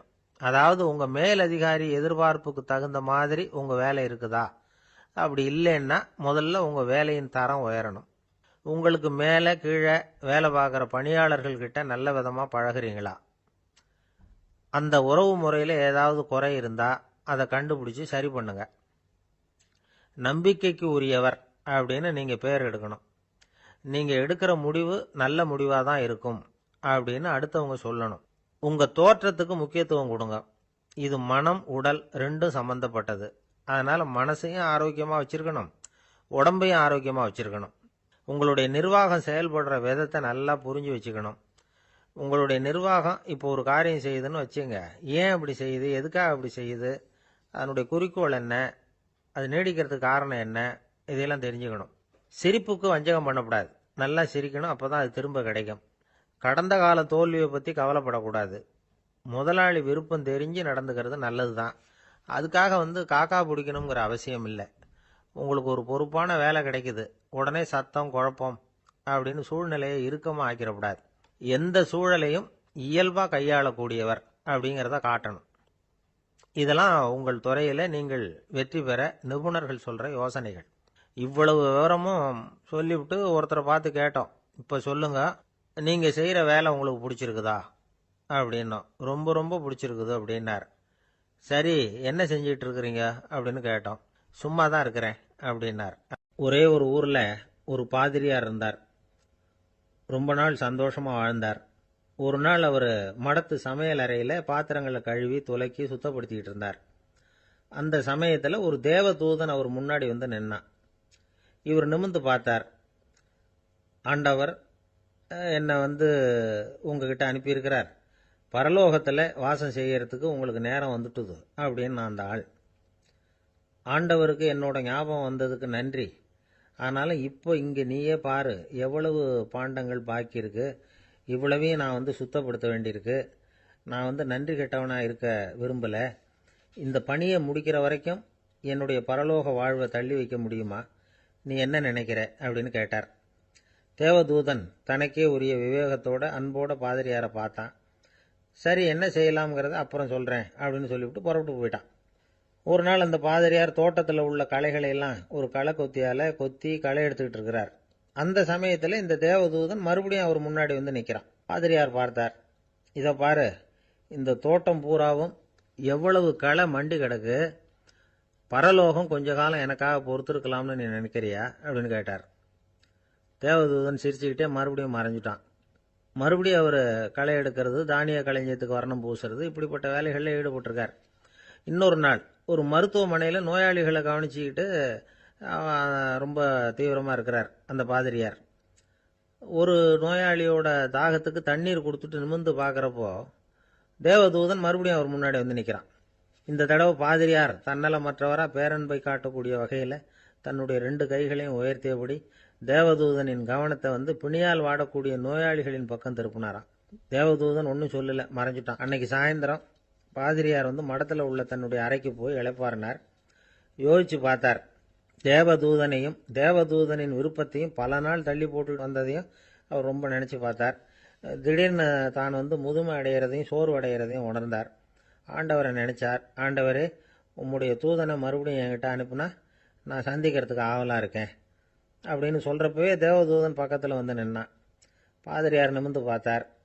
நீ இப்போவே என்னை அழைச்சிக்கிட்டு போக விரும்பினா நான் பரலோகத்துக்கு வர்றதுக்கு தயாராக இருக்கேன்னார். தேவதூதன் அந்த பாதிரியாரை அன்போடவும் விவேகத்தோடவும் பார்த்து, நீங்கள் என் கூட பரலோகத்துக்கு வர்ற தயாராக இருக்கிறதா சொல்கிறீங்க, ஆனால் நீங்கள் இதுவரைக்கும் வேற எங்கே இருந்ததா நினைக்கிறீங்க அப்படின்னு நானும். அப்படின்னா இதுவரைக்கும் இருந்த இடம் தான் பரலோகம் அப்படிங்கிறத உணர்த்தியிருக்கிறான். பரலோகம்னா என்னன்னு புரிஞ்சுக்கிறதுக்கு இந்த சம்பவம் நமக்கு உதவியாக இருக்குது. தொண்டு செய்கிறத விட பெரிய செயல் வேற எதுவும் இருக்க முடியாது. அது நம்ம மனசுக்கு கொடுக்குற சுகத்தை வேற எதுவும் கொடுக்க முடியாது. நாம் தொண்டு செய்கிற இடம் தான் அந்த புண்ணிய இடம். ஆனால் இந்த காலத்துல எல்லாம் நாம் தொண்டு செய்யணும்னு நினச்சி ஏதாவது ஆரம்பித்தா கூட அதை ஒரு மாதிரியாக சுற்றி நின்று வேடிக்கை பார்க்க ஆரம்பிச்சிடுறாங்க. ஒரு பெரியவர் அப்படித்தான் ஒரு தொண்டு செஞ்சுக்கிட்டு இருந்தார். ஒரு கோவில் கட்டிக்கிட்டு இருந்தாங்க. அதில் ஒரு இடத்துல ஒரு பலகையை வச்சு ஆணி அடிக்கிற வேலையை செஞ்சுக்கிட்டு இருந்தார் அந்த பெரியவர். ஒரு சின்ன பையன் அதை ரொம்ப ஊக்கமாக அக்கறையாக கவனிச்சுக்கிட்டு இருந்தான். பெரியவர் இதை கவனித்தார். என்னப்பா பார்க்குற, உனக்கும் இது மாதிரி தொண்டு செய்யணும்னு ஆசையாக இருக்கா அப்படின்னு கேட்டார். அதுக்கு அந்த பையன் சொல்கிறான், அப்படி இல்லைங்க, நீங்கள் ஆணி அடிக்கிறப்போ கையில் சுத்தியால் அடிச்சுக்கிட்டா எப்படி துடிப்பீங்க, எப்படி கத்துவீங்கன்னு தெரிஞ்சுக்கிறதுக்காக அதை பார்க்கணும்னு ஆசை, அதுக்காக தான் காத்துக்கிட்டு இருக்கேன் அப்படின்னு நான். நம்பிக்கை இல்லைன்னா இந்த உலகத்தில் நாம் நடமாடவே முடியாது. அவநம்பிக்கையோடு இருந்துக்கிட்டு இருந்தால் என்னைக்கும் அவஸ்தை தான். நாம் நம்புறது நடக்குதோ இல்லையோ அது வேற விஷயம். ஆனால் எதையும் நம்பி தான் நாம் அடி வைக்க வேண்டியிருக்கு. வேற ஒன்றும் வேணாம், ஒரு லாட்ரி சீட்டு வாங்குகிறோம், அது எங்கே நமக்கு விழப்போகுது அப்படிங்கிற அவநம்பிக்கையோடவா வாங்குகிறோம்? பரிசு நமக்கு தான் அப்படிங்கிற நம்பிக்கை உள்ளூர இருக்கிறதுனால தான் அதை வாங்குகிறோம். இருந்தாலும் முடிவு வேற மாதிரி ஆயிடுது. அதுக்காக மனசு சோர்ந்து போகிறதில்ல. அடுத்த மாதமும் சீட்டு வாங்குகிறோம். இந்த நம்பிக்கை தான் மனித வாழ்க்கைக்கு ஆதாரம். ஒரு கடையில் போய் டீ சாப்பிட்றீங்க, அந்த டீ நல்ல டீ தானா, அதில் விஷம் கலந்துருக்குமா அப்படிங்கிற சந்தேகம் வந்துட்டுதுன்னு வச்சுங்க. அதுக்கப்புறம் அதை எப்படி நீங்கள் சாப்பிட முடியும்? நம்பி தான் சாப்பிட்ணும். ரயில் ஒழுங்காக போய் சேருங்கிற நம்பிக்கை இருக்கிறதுனால தான் அதில் ஏறி உட்காடுறோம். லெட்டர் ஒழுங்காக போய் சேருங்கிற நம்பிக்கை இருக்கிறதுனால தான் பெட்டியில் போடுறோம். சரி, நம்ம கதையெல்லாம் நம்மளோட இருக்கட்டும். மனித நம்பிக்கை எந்த அளவுக்கு உறுதியாகவும் அறிவுபூர்வமாகவும் இருக்கணுங்கிறதுக்கு அலெக்சாண்டர் வாழ்க்கையில் நடந்த ஒரு சம்பவத்தை உதாரணமாக சொல்லலாம். இந்த உலகத்தையே ஜெயிக்கணும்னு புறப்பட்டார் அலெக்சாண்டர். ஒரு கட்டத்தில் அவர் சிட்னஸ் நதி கரைக்கு சேர்ந்தார். அந்த சமயத்தில் அவருக்கு கடுமையான நோய் வந்துட்டுது. அவர் கூடவே வந்திருந்த கிரேக்க வைத்தியர்கள் என்னென்னமோ முயற்சியெல்லாம் பண்ணி பார்த்தாங்க. இருந்தாலும் அலெக்சாண்டருக்கு வந்திருக்கிறது என்ன நோய்ங்கிறத அவங்களால கண்டுபிடிக்க முடியல. ஏன்னா அந்த பகுதியில் உள்ளவங்களுக்கு மட்டுமே அதிகமாக வரக்கூடிய ஒரு வினோதமான நோயாக இருந்தது அது. ஆனால் அவர் இருக்கிற இடம் எதிரியோட இடம், பாரசீக மன்னனோட ஆளுகைக்கு உட்பட்ட இடம். என்ன பண்ணுறது அப்படின்னு எல்லாரும் யோசனை பண்ணாங்க. பாரசீக மன்னனோட அரண்மனையில் இருக்கிற வைத்தியர் வந்தால் இந்த நோயை குணப்படுத்தி விடுவார் அப்படின்னு சொன்னாங்க. இருந்தாலும் எதிரியோட நாட்டில் இருக்கிற வைத்தியரை கூப்பிட்டு எப்படி நம்பி வைத்தியம் பார்க்க சொல்கிறது அப்படின்னு சொல்லி எல்லாரும் தயங்கினாங்க. ஆனால் அலெக்சாண்டர் தயங்கலை. பரவாயில்ல, அழைச்சிட்டு வாங்கன்னு விட்டார். உடனே அவரை போய் அழைச்சிட்டு வந்துட்டாங்க. அவர் வந்தார். அலெக்சாண்டர் உடம்பை பரிசோதனை பண்ணி பார்த்தார். சரி, இதை குணப்படுத்தி விடலாம், பயப்பட வேண்டியதில்லை. ஆனால் இதுக்கு ஒரு மூலிகை ரசம் தயார் பண்ணி கொடுக்கணும். நான் போய் அதை தயார் பண்ணிவிட்டு 2 நாளில் திரும்பி வந்துடுறேன் அப்படின்னு சொல்லிவிட்டு போனார் அந்த வைத்தியர். அதே மாதிரி 2 நாளில் திரும்பி வந்தார் மூலிகை ரசத்தோட. இதுக்கு இடையில அலெக்சாண்டரோட தளபதிகளில் ஒருத்தர் ரகசியமாக ஒரு எச்சரிக்கை கடிதம் கொடுத்து அனுப்பியிருக்கிறான். அதை வாங்கி என்ன விஷயம்னு பார்த்தார். இப்போ உங்ககிட்ட வந்திருக்கிற எதிரி நாட்டு வைத்தியரை நம்பாதீங்க, அவன் கொண்டுகிட்டு வந்திருக்கிற மூலிகை ரசத்தில் விஷம் கலந்துருக்குது அப்படின்னு அதில் எழுதியிருக்கு. அதை பார்த்தார் அலெக்சாண்டர். இருந்தாலும் கொஞ்சம் கூட அலட்டிக்கல. வைத்தியர் கொடுத்த மருந்தை வாங்கி கடகடன்னு குடிச்சுட்டு அதுக்கப்புறம் அந்த கடிதத்தில் இருந்த விஷயத்தை அந்த வைத்தியர்கிட்ட சொன்னார். வைத்தியர் தகைச்சு போயிட்டார். தன் மேலே அலெக்சாண்டர் வச்சிருக்கிற நம்பிக்கையை பார்த்து அவருக்கு ரொம்ப வியப்பு. வைத்தியர் உண்மையிலேயே நல்ல மருந்து தான் கொண்டுகிட்டு கொடுத்துருக்கிறார், அதில் விஷம்லாம் எதுவும் கலக்கலை. அதுக்கப்புறம் அலெக்சாண்டர் அந்த வைத்தியரை பார்த்து சொன்னாராம், நம்பிக்கைங்கிற அச்சாணியை ஆதாரமாக வச்சுக்கிட்டு தான் இந்த உலகம் சுற்றிக்கிட்டு இருக்குது. எனக்கு எதிரியாக இருந்தாலும் பாரசீக மன்னர் ரொம்ப பெரியவர். அப்பேற்பட்ட மன்னருடைய அரண்மனை வைத்தியர் தொழில் நேர்மை இல்லாதவராக இருக்க மாட்டார். அப்படி இருந்தால் அவரை அரண்மனை வைத்தியராக வச்சிருக்கவே மாட்டாங்க அப்படின்னு நம்பினேன். என்னுடைய நம்பிக்கை வீண் போகலை அப்படின்னாராம். இதுதான் மானுட நம்பிக்கைங்கிறது. இந்த காலத்துலேயும் இது மாதிரி இந்த மானுட நம்பிக்கையை ரொம்பவும் சாமர்த்தியமாக கையாளுகிற கெட்டிக்காரங்க சில பேர் இருக்கிறாங்க. இந்த காலத்து குரு, அவருக்கு ஒரு சிஷ்யன். குரு முன்னாடி அந்த சிஷ்யன் ரொம்ப பணிவாக நின்று, குருவே, உங்கள் கையால் விஷத்தை கொடுத்தாலும் அதை வாங்கி மடமடன்னு குடிச்சிருவேன் அப்படின்னா. உன்னுடைய குரு பக்தியை மெச்சினேன் அப்படின்னார் குரு. அதுக்கு அந்த சிஷ்யன், அப்படி இல்லை குருவே, உங்ககிட்ட சிஷ்யனாக இருக்கிறத விட உங்கள் கையால் விஷத்தை வாங்கி குடிச்சு விடுறது ரொம்ப நல்லது, அதனால தான் அப்படி சொன்னேன் அப்படின்னா. ஒருத்தர் முகத்தை தொங்க போட்டுக்கிட்டு ஒரு மாதிரியாக வந்தார். என்ன விஷயம்னு விசாரித்தேன். என்னுடைய நண்பன் ஒருத்தங்கிட்ட கருத்து வேறுபாடு, இனிமேல் நமக்குள்ளே எந்த சம்மந்தமும் வேணாம்னு நட்பை முறிச்சிட்டு வந்துட்டேன்னா. நண்பர்கள்னு இருந்தால் கருத்து வேறுபாடு வரத்தான் செய்யும்னு. கருத்து வேறுபாடு வராமல் இருக்கிறதுக்கு ஏதாவது வழி உண்டா அப்படின்னு கேட்டாங்க. அதை பற்றி நிபுணர்கள் சில யோசனைகளை சொல்லியிருக்கிறாங்கன்னு.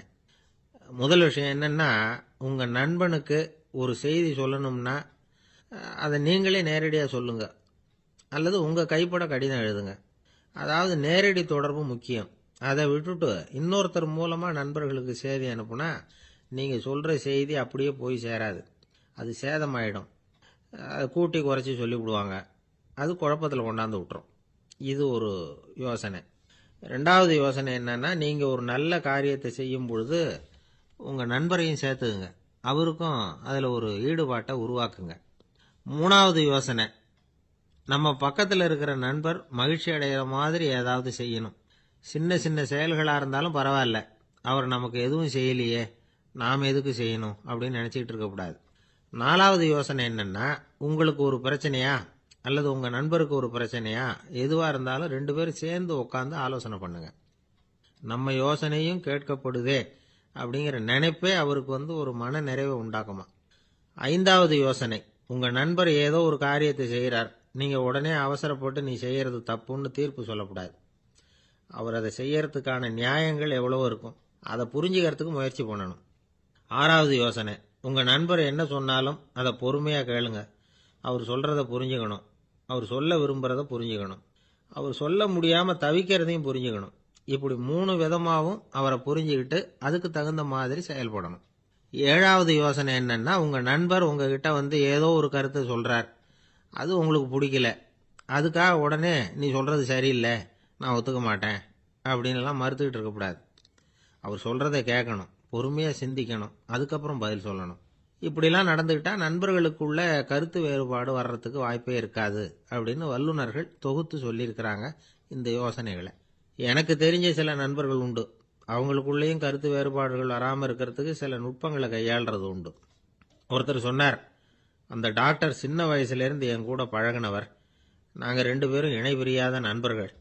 இருந்தாலும் எனக்கு உடம்பு சரியில்லைன்னா நான் அவர்கிட்ட வைத்தியம் பார்த்துக்க மாட்டேன் அப்படின்னார் ஒருத்தர். ஏன் அப்படின்னு கேட்டேன். எங்கள் நட்பு கெட்டு போடக்கூடாது இல்லையா, அதனால தான் அப்படின்னாரு இவர். அம்மாக்காரங்களுக்கு அடிக்கடி ஏற்படுற கவலை ஒன்று உண்டு. அதாவது குழந்தை சரியாக சாப்பிட மாட்டேங்குதே அப்படிங்கிற கவலை. இவங்கெல்லாம் ஒரு விஷயத்தை நல்லா புரிஞ்சுக்கணும். குழந்தைகள்ங்கிறவங்க பெரியவங்க மாதிரி இல்லை. அவங்க கடிகாரத்தில் மணியை பார்த்துட்டு சாப்பிட்றதுக்கு உட்கார்ற ரகம் கிடையாது. பசிச்சா சாப்பிடுவாங்க, இல்லைன்னா விளையாடுவாங்க அல்லது தூங்குவாங்க. அது புரியாமல் அவங்கள கட்டாயப்படுத்தி அல்லது மிரட்டி சாப்பிட வைக்கிறது ரொம்ப தப்பு. ஒரு 8 மாத குழந்தைக்கு 3 மணி நேரத்துக்கு ஒரு தடவை பசிக்கும். அந்த நேரம் பார்த்து சாப்பாடு கொடுத்தா அடம் பண்ணாமல் அது பாட்டுக்கு சாப்பிட்றோம். அதே குழந்தைக்கு 1 வயசு ஆகிறப்போ 4 மணி நேரத்துக்கு ஒரு தடவை பசிக்கும். இந்த வயசில் இயற்கையாகவே பசி குறைஞ்சிருக்கும். அது புரியாமல் என் குழந்தை முன்னாடி மாதிரி இப்போ சரியாக சாப்பிட மாட்டேங்கிறான் அப்படின்னு சில பேர் டாக்டர்கிட்ட போய் சொல்லிக்கிட்டு இருப்பாங்க. இன்னொரு விஷயம், ஒரு குழந்தைக்கு வயசு அதிகமாகிற வேகத்துக்கு உடம்பு எடையும் அதிகமாகிக்கிட்டே போகாது. உடம்பு எடை அதிகமாகிற வேகம் குறைஞ்சிக்கிட்டே வரும். 6 மாத குழந்தைக்கு ஒரு வாரத்தில் 150 கிராம் எடை கூடும். ஒரு வயசில் வாரத்துக்கு 71 கிராம் எடை கூடும். இது புரியாமல் அதிகமாக சாப்பாட்டை கொடுத்து குழந்தைய கஷ்டப்படுத்தக்கூடாது. ஏன்னா அளவுக்கு மீறின உணவு அஜீரணத்தை உண்டு பண்ணிவிடும். குழந்தைக்கு ஒரு தட்டில் கொஞ்சமாக ஆகாரத்தை வச்சு கொண்டுகிட்டு போய் கொடுக்கணும். மலை மாதிரி குவிச்சு வச்சா அதை பார்த்ததுமே பசி அடங்கி போயிடும். அடித்து மிரட்டி பயமுறுத்தி குழந்தைய சாப்பிட வைக்கிற பழக்கம் இருக்குது பாருங்கள், அதுக்கு ஃபுட் ஃபோர்ஸிங் அப்படின்னு பேர். இப்படி பண்ணினா குழந்தைக்கு சாப்பாட்டில் விருப்பம் குறைஞ்சிரும். அதை கண்டாவே வெறுக்க ஆரம்பிச்சிடும். அது மாதிரி உளம் சார்ந்த பசி குறைவு, சைக்கோஜெனிக் அனோரெக்சியா, அது ஏற்படுமா. சாப்பாடுங்கிறதே ஒரு தண்டனை மாதிரி தோணும். குழந்தைகளுக்கு பிடிச்ச மாதிரியான ஆகாரத்தை கொடுக்கணும். சத்து அதிகம் இருக்குங்கிறதுக்காக அதுக்கு பிடிக்காத ஆகாரத்தை கொடுத்து கட்டாயப்படுத்தக்கூடாது. குழந்தைகளுக்கு 2 வயசு ஆகிறப்போ இயற்கையாகவே எதிர்மறை குணம் உண்டாகும். அதாவது அந்த எதிர்மறையாக பேசுறது. இது மாதிரி சமயங்களில் நாம் என்ன சொல்கிறோமோ அதுக்கு நேர்மாறாக நடந்துக்கும். ஏட்டிக்கு போட்டி. சாப்பிட சொன்னால் விளையாட போவோம், விளையாட சொன்னால் சாப்பாடு கேட்கும். இதை புரிஞ்சுக்கிட்டு நடந்துக்கணும். குழந்தை சொன்ன பேச்சை கேட்கலேன்னு கோவப்படக்கூடாது. குழந்தை வளர வளர பிடிவாத குணம் வர்றது சகஜம். கேட்டதை வாங்கி கொடுத்தா தான் சாப்பிடுவேன் அப்படின்னு பிடிவாதம் பண்ணும். வாங்கி கொடுத்து விடுறது தான் உத்தமம்.